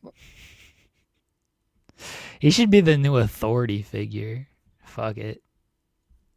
Yes. Put Danhausen in charge of all this shit. GM Hausen here. Your job is finished, Adam Pearce. Really? Yes, go have that drink. It's in my office. Oh man. Anyway, what's in the box? Who cares? Who could possibly care? It should be Danhausen though. I'm gonna be excited for this. It just increases excitement for Elimination Chamber. They called Ari Emanuel called the Crate Company and said Elimination Chamber tickets are down. We're a little bit worried about the ESPN numbers right now, and we need the crate boost. And so they sent WWE a mystery crate. Maybe it's Don West deals in there, and it's gonna boost attendance and interest for Elimination Chamber. Problem is, they have they've set it up for 17,000 and they've distributed 14,510 tickets for Elimination Chamber. Not enough. They have 2,500 left, and 7 days ago they sold 1,000 more since a week ago. It's not enough. You're right. It's never enough. The crate will sell even more. That's true. The crate is the crate is actually, it's a coupon for 15% off your tickets to Elimination Chamber. I like the idea of Travis Scott being in the crate in the crate. What are you looking at? Oh, I'm trying to prevent something. You're trying to create and not have issues? Yeah. All right, good for you. Oh man. Anyway, we got a super chat from Louis earlier saying NWA on Roku already up for streaming. They excited for the return of the Crockett Cup. NWA is very excited because they just finished airing their recent Crockett Cup from 2024. So now they're going to catch up on 25, and then the 26th Crockett Cup will be available 2 years from now. Good on the NWA. They're still alive. The bar is in hell, Jeremy. Yeah, check back 8 months ago and you can find the results. That's true. AJ Styles will be on Raw next week. Is he? They just said they're going to pay tribute to him. Is he going to be there? I fully expect Brock to come out, and if they do something in the ring with AJ and a bunch of other wrestlers, kind of like remember when he went up to Hogan and said, "Party's over, Grandpa." I expect Brock to do the same thing to Styles. And then LA Knight comes out and they do a Brock's older than AJ, isn't he? That's what makes him even better. No, Brock's not in his 50s. Brock's not in his 50s. AJ's Brock's 48. That's fine. AJ's 49. Okay. He should parties over Grandpa to AJ. And then AJ's for hold on. All right. AJ was born June 2nd. AJ is 1 month older than Brock. Brock was born July 12th. Well, first of all, I never knew that AJ and I were a day apart in our birth dates. But also, I feel like AJ should bring that up. Parties over, Grandpa. We're a month apart. What are you talking about? And then 50-year-old LA Knight should come out. Listen, he had the best banger comments from Raw. He had the zingers. Calling Logan Paul a broccoli-headed bitch. That was very funny. You have to give him that. I mean, sure. He had the best lines. Come on. Of everybody on this show, sure. LA Knight had the best lines. Low bar, but damn it, he did it. Yeah, nobody had great lines last night. Oh, so funny. So stupid. Yeah, it feels like Gunther's interrupting the segment, and maybe he does the parties over Grandpa line, and Dragon Lee comes out, and then Gunther just kicks the shit out of Dragon Lee, and yeah, hooray. So, is this a Rey Mysterio eventually gets put down by Gunther and not by Dominic? So this is how you make Dominic the biggest babyface ever. But like in the most WWE way imaginable. You have Gunther beat and retire Rey Mysterio. And then Dominic, who is dejected, something's happened. He's been kicked out of the Judgment Day, whatever. Jumped out of the Judgment Day. He goes up to Gunther and he's like, "You took my dad away from me. I didn't love my dad very much, but I appreciated him, and you took him away from me as if he killed his dad, and now I must get my revenge on you." And he puts up the Intercontinental Championship against Gunther. So two things happen. One, Gunther, Intercontinental Championship again. Two, Dominic actually he wins. Dominic wins. So he actually keeps the Intercontinental Championship. The point of all this being, Dominic topples the giant who retired his dad. And the story is, I wanted to retire my dad, not you. And Dominic somehow turns face in the whole thing.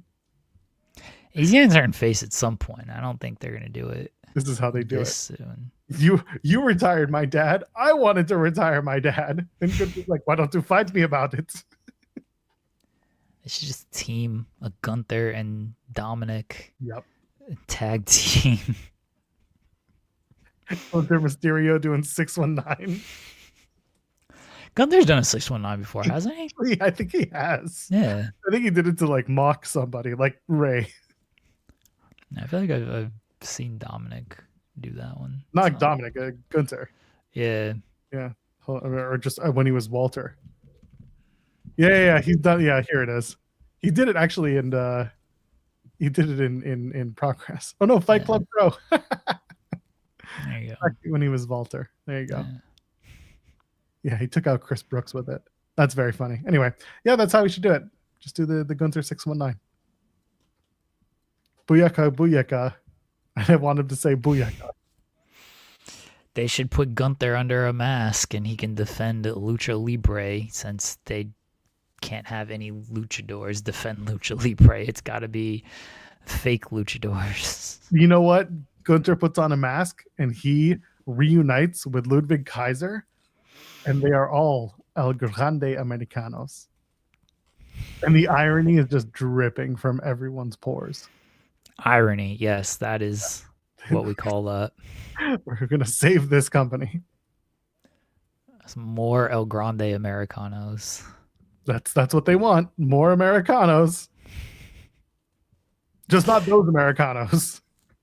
Yeah, I don't think Ray's retiring anytime soon. That's the problem with all this. Right? I feel like Ray's going to keep wrestling for another 5 years. I was like, what are we doing with Gunther at this point? Because there's no one else for him to retire until late. Unless they do Brock and Gunther at WrestleMania instead, which personally I don't want. I'd rather they do it in Minnesota and just get it over with there. But like, I don't know what Gunther is going to do at Mania at this point. I don't know what works. Dragon Lee. He should win the Andre the Giant Battle Royal, Ooh. and then be like, "I'm retiring this match," and everyone will be Yeah. like, "This is babyface turn." All right, I actually don't mind if he just wins the battle royal and is like, this stupid ass match is retired. This is the one. He just chops the trophy and it just Dust. Yeah, you'd have to create like a new trophy for that to happen, but I feel They- like it'd be they worth made a- it. They made a new trophy every year anyway. What does it matter? Inevitably somebody breaks it. Who won it last year? Did they do it last year? I don't remember who the hell won. They did it last year. They do it every year. I don't remember who won. I got to bring this up because Jey Uso won 1 year. Bronson Reed won 1 year. Those are the only. Carmelo apparently won last year. Melo won. Sure. Mello, and before that was Bronson Reed. The Bobby Lashley year was my favorite. They had him do a segment where he walked Yeah, down that ruled. the middle of the ramp. Yeah, that ruled that he just came out and he's like posing with the trophy, and people thought that he was gonna like face Brock or some shit, and it just didn't happen. It's like, yeah, look at me with my trophy. So basically, they need to get rid of this thing. All right, it's a terrible use of Gunther considering he just retired John Cena and AJ Styles to put him in the Andre the Giant Memorial Battle Royal. But I'm actually okay with it if it means retiring this stupid match. Yes, we should be done with it by now. The winner gets to go on a 20-minute promo tirade about why this is the worst idea they could possibly have. Oh man! All right, it was Bobby and Bray. That's what they were setting. Yeah. Unfortunately, at the time we didn't know that Bray was sick, but here we are. All right, Gunther retires the Andre. I'm fully okay with this. Then he should just like bury all of the legends, like Andre, Hogan, Bruno. Fuck all these guys. And someone will be like, "Yeah, fuck Hulk Hogan." You should be absolutely. If they were here in front of me, I would retire them as well. Instead. Get them all. They're all in the ground, not with each other though. Jesus Christ. Is Bruno still alive? I feel bad if I just. No, Bruno's dead. Bruno's Okay. been gone for a while. All right. Very famously in the Epstein files is Bruno Sammartino. Oh, true. Yeah. From Martino. Bruno Sammartino was mentioned. Really, the Epstein files. Anyway, was there anything else from Raw that we need to get into? I mean, Asuka is part of the Elimination Chamber.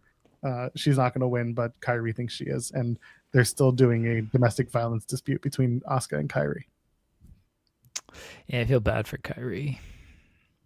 You got it feels so awkward to watch EO be like, Kyrie, are you okay? Should we call somebody? And it's like, oh, now we're getting a little too real. This is getting a little too like this is not good. And then then they go back to doing comedy, Kylie, and she runs away. The triple threat with Bayley and Natty and Asuka was perfectly fine. It was a good match, and Asuka won, got in the Asuka lock, and that was it. Poor Bayley. Everyone's just like, get her over to AEW, and it's like, I don't know how much better that's going to be for her, but it's a change of scenery, which is good. I don't know what Bayley wants to do. It'd be great for her. Mercedes going to bat for her every single day, and Bayley would be just fine. Those two just picking up where they left off. Oh my gosh. Yeah, they would be just fine. Bayley would be all right in AEW. I don't think she's going anytime soon. Don't get me wrong, but poor Bayley. Like, they couldn't beat Natty because we must protect this Natty and Maxine match. Like, Jesus, sure. When are they doing that one? When are they going to do the repeat? What if they're both like? Maybe that's the Elimination Chamber. That's the 5th match at the Elimination Chamber. Oh yeah, listen. When they used to do a pre-show match, you could see it. But next week they're in Atlanta, then they're in Indianapolis, then it's Seattle. There's no. I don't know. It'll just be a random Raw. Yeah, and Mac you're thinking too hard about like when they're going to do this. Oh match. no, I'm just wondering if anyone's hometown is coming up, because they did the Sacramento, because that's where Maxine's from. She's Sacramento, so they did that, and I was like, oh, there you go, Sacramento, Monday, April 13th, the week before Mania. Get excited. They better not stretch this out. Give her that until then. big win. Give her that big hometown victory. Oh, no, don't stretch it out until then. Like, just end it next week, please. Yeah, it is what it is. Izzy Dame. Izzy Dame. She's on the show tonight, isn't she? Is she? I mean, know, sure. man. I assume she'll show up at some point, even if she's not advertised. Probably. Anyway, yeah, that was. Is there anything else from Raw that you're like, we got to talk about? Oba, Femi, and Rusev. Get excited. I was like, I know Nick Aldis gave you a really great deal, but I've got a better one. Okay, I'm going to sign with you. And the first thing you see is Rusev. I'd turn around and be like, LOL, JK, I'm going. I'm going to go to SmackDown. That's the other trope they have going on is... Oh, you want to see these two people fight? No. Make a decision. Liv is delaying her decision. Oba's delaying his decision. Like, keep coming back every week to see if they make a decision. Like, all right, sure. But it's okay because Rusev is going to wrestle. Yeah, people like got weird about that quote, which I get it. People are just going to be weird about things. So for those that, let me reference this. Rusev talked with Van Vliet, and he was asked like, why'd you decide to go back to WWE? And he just said like, I wanted to wrestle. I wanted to, just be active. I wanted to be part of the grind again. And of course, people are weird about it. Like, LOL, you don't even wrestle, and you are like barely on television and stuff.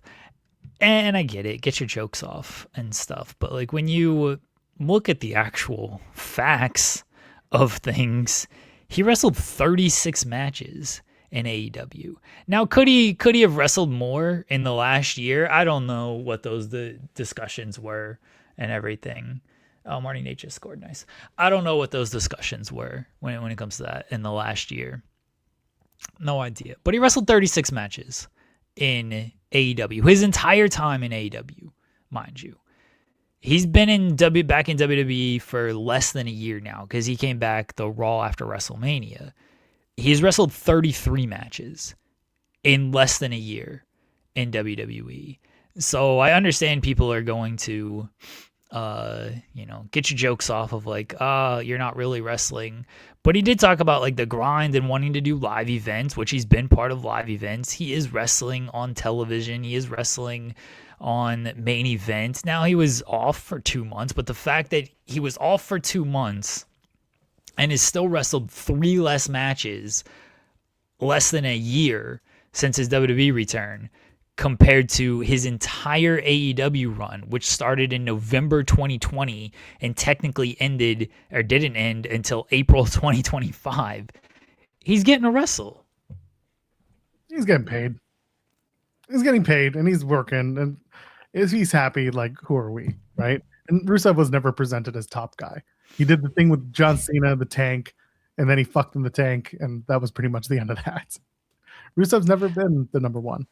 No, he hasn't. He's always been the US guy and everything. And look, King Potato, I don't disagree. He could have wrestled more in AEW. I don't know what those conversations were. I've no idea about putting people over. I know what everybody else has heard when it comes to that. Could he have wrestled more in AEW? Yes. I fully admit that he could have wrestled more in AEW. At the same time, there are less opportunities to wrestle in AEW. That's just factual because they run less events. You got the live events, and I know WWE's cut down on live events, but you still have the live events. He was working NXT live events. Yeah, he did those for that one. Yeah, so like he wanted to look. Maybe he wanted to do it. Maybe he was told to do it. No idea. Again, these are conversations that we can surmise and make jokes about, but we don't actually know. So yeah, he's getting the opportunity to wrestle in WWE, and apparently that's what he wanted. He wanted to be part of the grind again. Like, all right, sure, get your money, go out there, do your matches that you want to do. Fine. Like television wise, like he was presented as a kind of a top guy ish returning. I mean, when you're just beating up Alpha Academy. You're not really a top guy on things. But then he was in the Intercontinental title stuff with Dom and Penta, and that was fine. And then he was off television or not really doing anything of substance for the majority of the second half of the year. And then now I guess he's gonna get beat by Oba, which okay. You know what really, I don't think Rusev Day's coming back, honestly. I know he's wearing this shirt. I think listen, he's also a big troll. Yeah. He is. Yeah. I don't think they have like any interest in like doing that. I mean, look, maybe he's trying to do it because he's like, oh, this was a time where I was the most over, so let's just do that again. Matt Ray Walt's like, please no, I'm doing fine.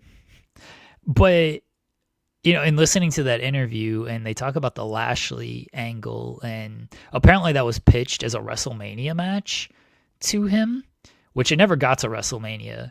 But in looking back, I didn't realize how.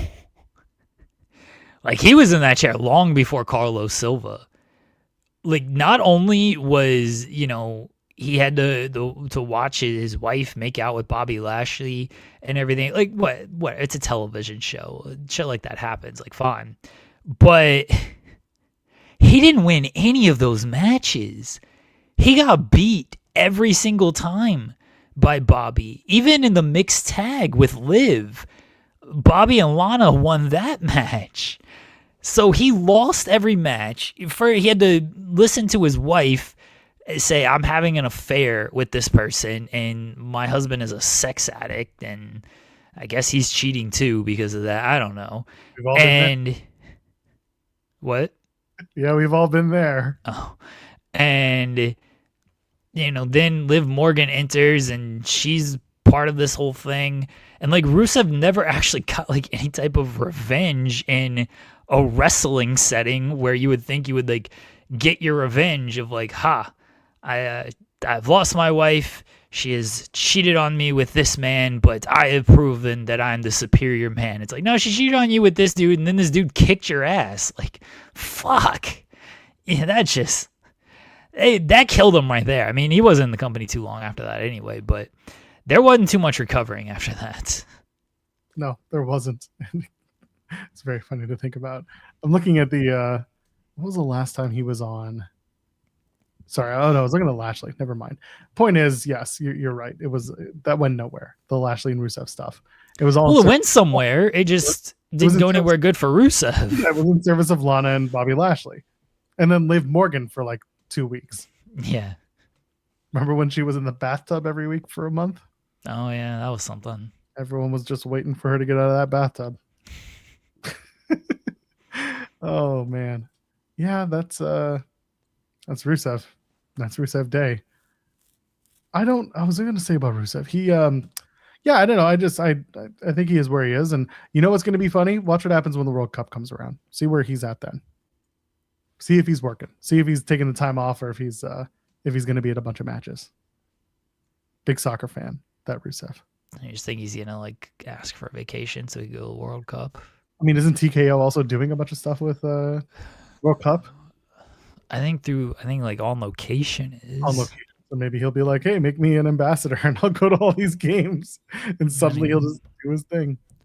It wouldn't like surprise me if they did that, like, and they seem to, they like to do things like that. So yeah, we'll find out. Anyway, shout out to BRG. He's been on the show a few times. He just announced that he has a torn rotator cuff and he's going to require surgery. So he's out for a little bit longer than expected, and we want to send our best wishes to him. Hopefully he comes out feeling better than he did going into it. And yeah, best to BRG. He's not only a great interview, but a great sport.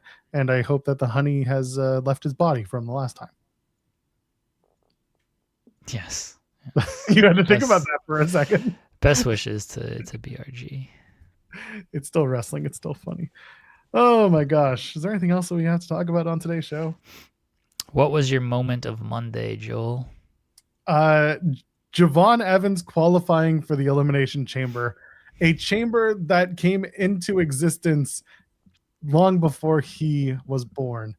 Everyone's running with the same statistic, and I will too. He is the first wrestler to qualify for the chamber and appear in the chamber and be younger than the chamber in its existence itself.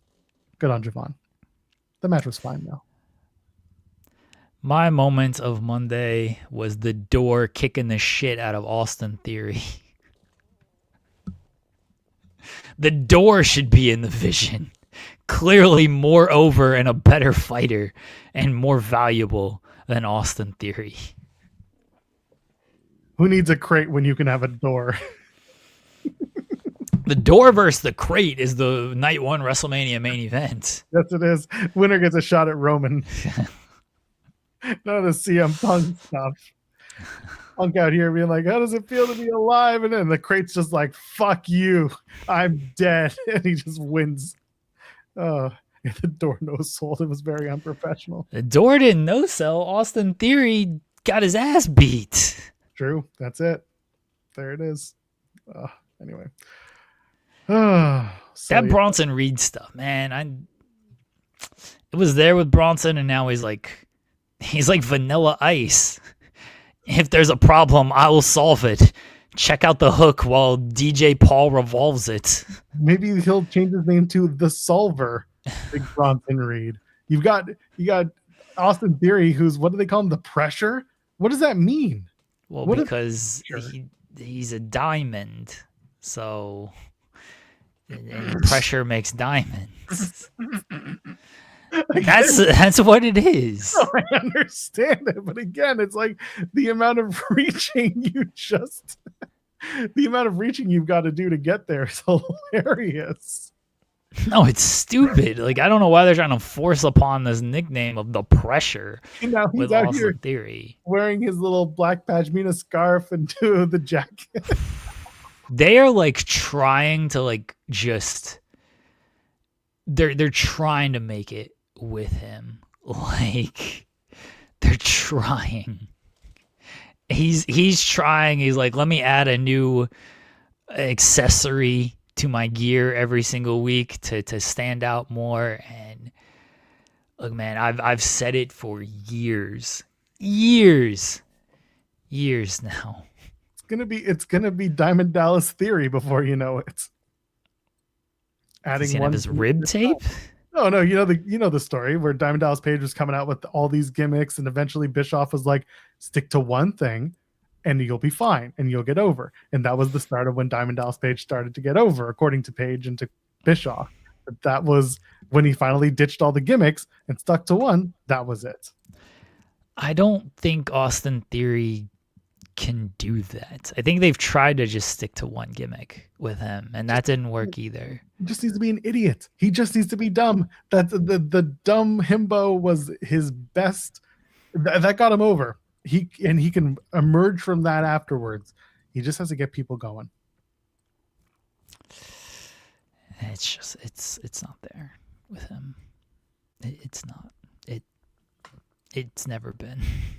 It's funny. I'm sorry to those who attempted to say that it was there. There are some people who are still on the wait and see with him, and I know you and I have been on it longer with Austin Theory, the wait and see, and it's just done. On it? I've never been on it. Well, I mean, on it when it comes to like not believing that this is going to be the rebrand, but some people are of the belief that this is going to be it, and I can't.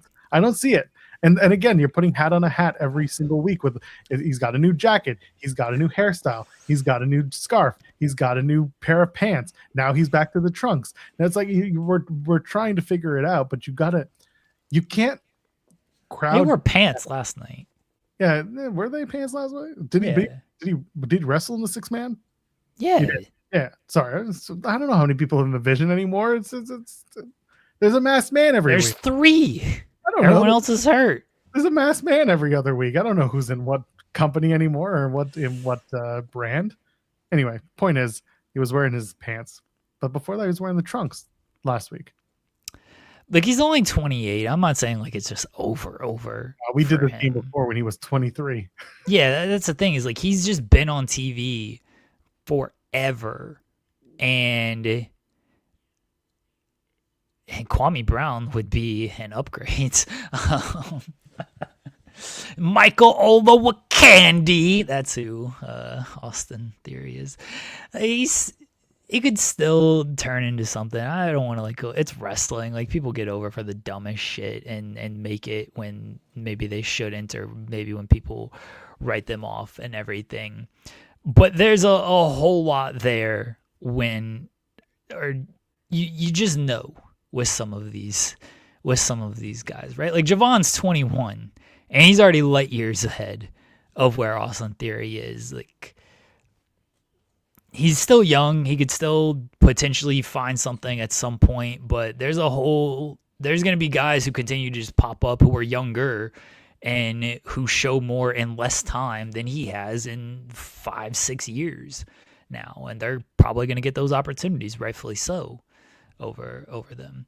Who do I hate more, Austin Theory or Kevin Durant? I don't hate's too strong of a word. I don't hate Austin You're more Theory. ambivalent towards.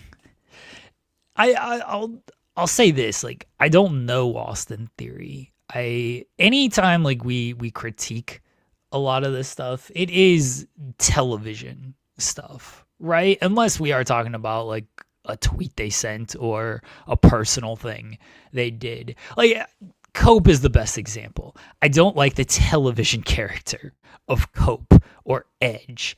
It does nothing for me. I'm just not a fan. And probably never will be, and for the most part just haven't been. Anytime I listen to an interview, he's great. He's a big wife guy, fully relate to that.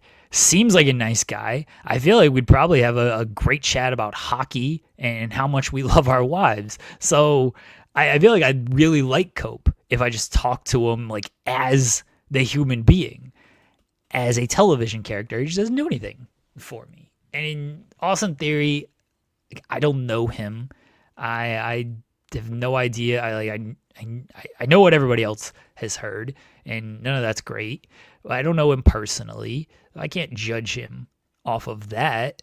As a television character, he doesn't do anything for me, and I can't imagine he ever will. I've interviewed him at least once that I can remember, and it was perfectly fine. I liked him, actually. He came off quite nice and personable. I think he was U.S. champion at the time. Regardless, it was a good experience with Austin. I was just from a character standpoint, there isn't much going on with that, and that's a problem for creative. It's not a problem. It's not because Austin Theory is a bad human being. He's not. What's the word? Translating to the screen. He's not translating to fans. It's partially creative. It's partially just like, I just don't think he like has it. Like, what if he got it though? What would he do to get it from you? I don't know.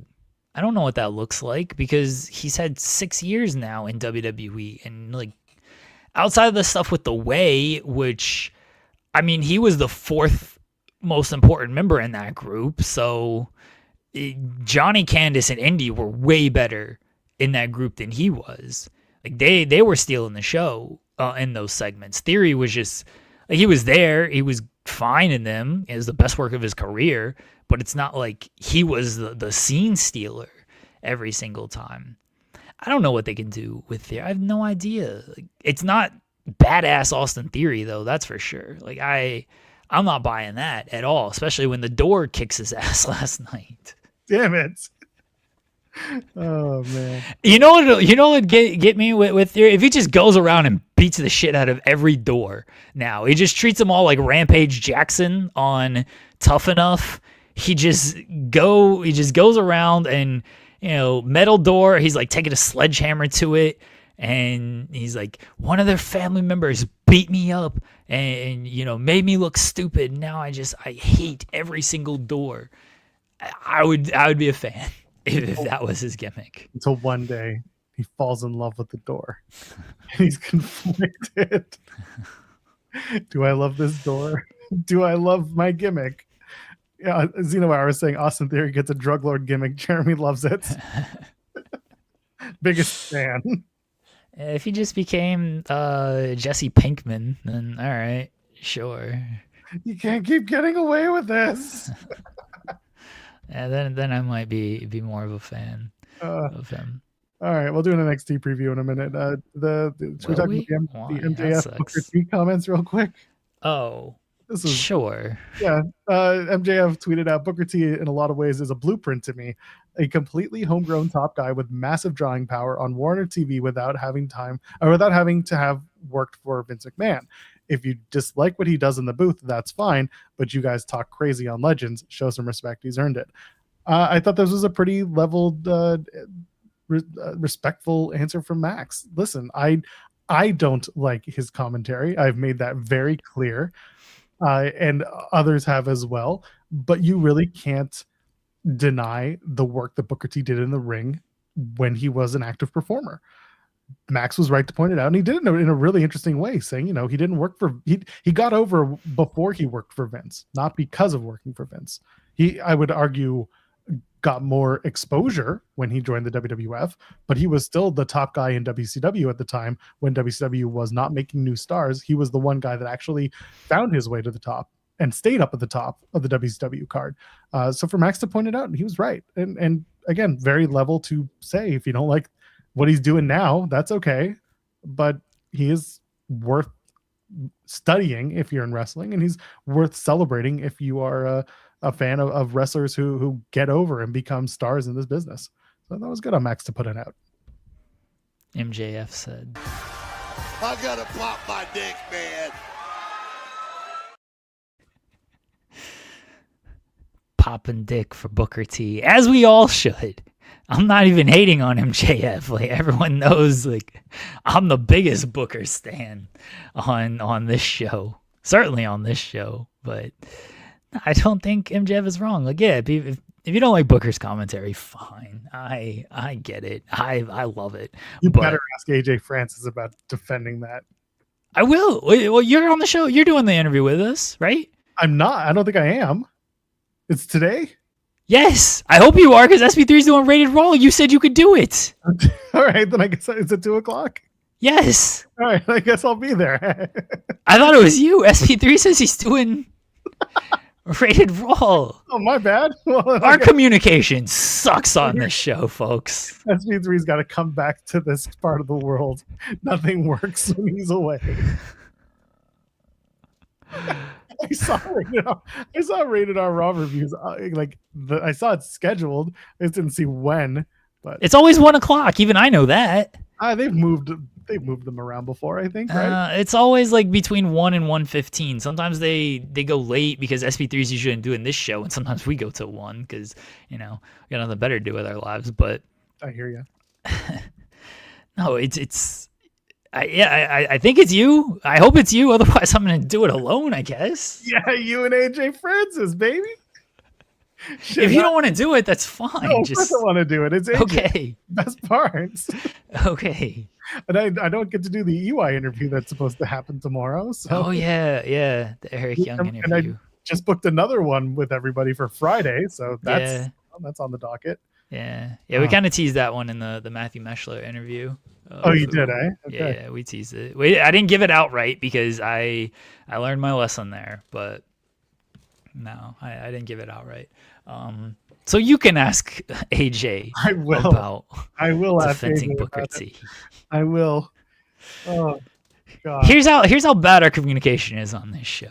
Oh, yes. Everybody. I mean, everybody sees this here. You see how bad this is. SP3 might be showing up at 2:00 too, and like I'm here. Like, all right, fuck it, we're doing 3-man weave here. I'll just leave. I'll be like, see you later. Got a fax. Fine. But here's how bad it is. Is like I didn't know who was doing the show today because Joel had mentioned, like, maybe I'll do it. I don't know. Like, he offered, and he's like, well, I hadn't heard from SP3. And then I did the interview yesterday with SP3 with Matthew. And then afterwards, I'm like, who's doing the show tomorrow? He's like, oh, I told Joel he can do it, but he hasn't said anything. I was like, okay, because when I talked to Joel today, he said he was still unsure of who was doing it. And then last night, I'm like, are you doing the show tomorrow? I messaged this to Joel. And Joel's like, well, I haven't heard from SP3, but I messaged, so I'll ask again. I'm like, SP3 told me he told you that you were doing it, that you could do it. Like, oh my gosh, just the way that SP3 had worded it was like, yeah, it's fine if you want to. Let me know. Da da da da. I was just like, wait a minute. I think so. It's fine. It's okay. It's like if you want to do Tuesday's show, you can. I'll definitely do Wednesday. Let me know. That wasn't a confirmation of whether or not. Okay, but then you have to respond of like, okay, I'll do Tuesday. I did, but then I didn't hear back from him, and I was like, what's going on here? I'm not burying anyone. It was just the timing of everyone's replies were awful. Anyway, AJ Francis interview today. It'll be taped and aired. I don't know when. I don't know when. We don't have to air that until before March 1st. I mean, we'll talk some TNA stuff, I'm sure. That's fine. But yeah, the Matthew Meshler interview, I don't think we're gonna air as part of our show. I think we're just gonna put that as a standalone interview. It was a really, really good conversation. I mean, we just talked about. I tried to get myself booked. I think Ben Bishop's gonna beat me up now. Yes. Are you fighting for the term Mr. BRCW Elegance? Yeah, I do the bit where with people I feel comfortable at doing it, but Bishop's on the BRCW card, the March 1st card, and Matthew's running down the card and he mentions Bishop, and I'm just like, and he's like, do you have an issue with Ben Bishop? I was like, yeah, we got heat. And I explained to him, he's like, oh, I was like, well, maybe we can get you and Bishop, and I was like, you could throw a cake at me or something. Like we can do that. I'm more than willing to do that. I said I'd go through an inflatable table. I will not go through a real table. I said I'd go through like an inflatable table with like cake on it. That's fine. But I also said that like I ain't jobbing to Bishop. He's got to put me over.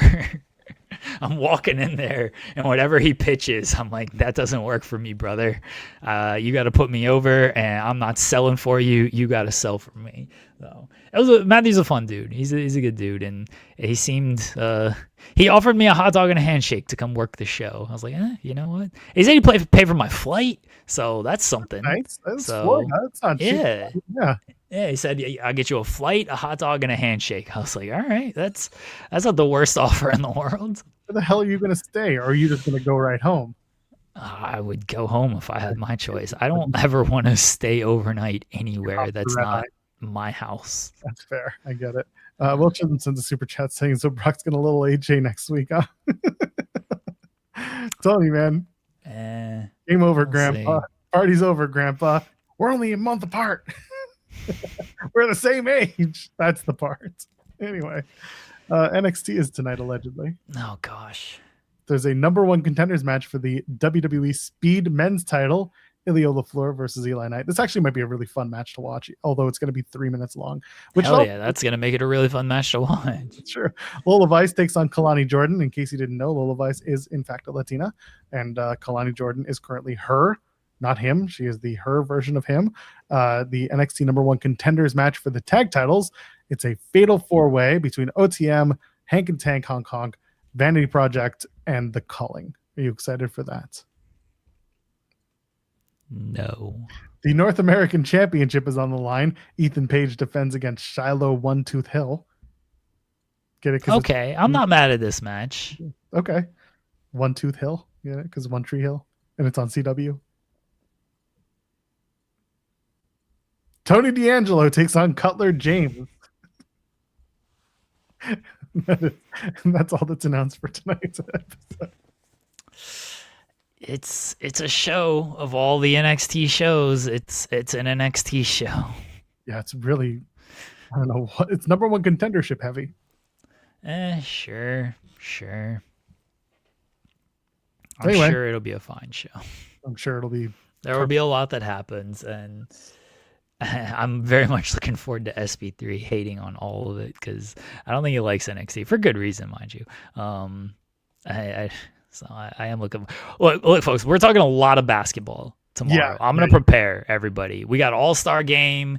We got tanking takes. We got Kevin Durant's burner. We got a lot of All-Star talk tomorrow. A lot of NBA talk tomorrow. You're talking NBA and NHL tomorrow is what you're going to be talking about. Yeah, Eric Young's joining us, so we're going to talk some hockey with Eric. They're getting that finalized right now, so that seems to be on the docket. There you go. Yeah, so tomorrow, if you like NXT, tune in. SP3 is apparently doing. He's doing Sourgrass. Oh yeah, that's even more of like, I'm not gonna make him talk about it twice, and I mean, I'll give my 30-second thoughts on NXT, but that's about it. Yeah. Maybe the last 30 minutes delayed Gratz. We'll That probably talk a little bit about Grand Slam Australia and the stuff that you and SP3 SP3 will probably want to catch up on some of the stuff from the weekend that he didn't talk about on this show. maybe. Yeah, he's doing the NXT post show with Alex tonight. Is SP3 on the main? Yeah. Kate running from the grind or something, I guess. I actually don't disagree with like NXT is the best show that WWE produces. Like, it's 2 hours, which I love. Considering now the SmackDown, especially, is 3 hours. Like, stuff, I always say stuff always happens. Is it always good? No. But does it like manage to keep your attention the entire time because they're just doing shit? Yeah, at least I think so. If people hate it, then all right, fine. But like, there's not a whole lot of like downtime on NXT, where Raw and SmackDown, there's just so much downtime with stuff. So I don't even dislike NXT. It just unfortunately feels inconsequential so many times. Yeah, I get it. It just kind of goes around in circles, just like this show. Anyway, we're back tomorrow. SB3 will be in with Jeremy. I'll be traveling, so I might pop. I won't pop in, but I'll keep tabs as I usually You know what you can pop, Joel. What's that? Exactly, no pop. Yeah, I fooled you on that one. Fooled everybody on that one. Anyway, tomorrow, 10 a.m. Eastern, talking about what? Talking about everything except for wrestling. Maybe the NWA. I hope you guys talk about NWA for a full 2 hours. No. Okay. Jeremy and I are going to interview AJ Francis allegedly in a couple of hours, so we'll let you know how that goes. Somebody, me, I guess. I want to see just you and AJ chop it up over things you're not going to do. I think we'll actually do this. Like, I'm willing to do it. So if he doesn't want to do it, then I'll just continue to call him a coward. But Perfect. I'm gonna throw it out there. I've already made no secret about that. I'm gonna throw it out there. I'm trying to do a compliment battle with AJ. Money will go to charity. I feel like that'll appeal to him. You know, money will go to charity, and let's see if we can make this happen. I love it. So we'll find out. I'll get an answer in a couple hours, and then I'll let everybody know tomorrow what he says. Results of our poll question: who or what is in the crate? 7% said the golden egg, 14% said the gobbledygooker, 37% said another crate, and 42% said Chris Jericho. They're right. Would be hilarious again if this is how Chris Jericho figured back into plans. I'm telling you, man, they just open up that stupid crate, and the first thing you see, Hi, guys! even with that one guy booing in the background, it'll all be there. That's Triple H booing in the background. Right. 7 to Triple A. Break the crate down. Oh man, Judas in my crates. Anyway, tomorrow, 10 a.m. Eastern, we'll be back. I don't know, man. Just leave a thumbs up on the video. Say nice things to us in the comments. And ladies and gentlemen, oh wait, we got to do what did we learn today? I don't know, man. Gosh. What did we accomplish today, Joel? If there's a giant crate, don't ask what's in it. Just wait until the best before date and then open it up. Don't ship it from town to town. Ship it to its final destination. Also, on top of that, it's Rusev Day every day except for the World Cup. Then it's Rusev Month. The biggest thing we accomplished today is everything is the same, from mysteries to I'm in your head water to delaying decisions. Shout out to Mystery Wrestling, though. They're always original. I like them. I do like Mystery Wrestling. Apparently, you gave them a booking idea. You should get a fee for that. I did. We're going to see how that plays out. Just you all pay attention to the next little while on this show. So for Jeremy Lambert, you know who I am. You know who he is because I just said his name. I got to go eat some lunch. So ladies, gentlemen, friends beyond the binary, we'll see you in the next one. Cheers.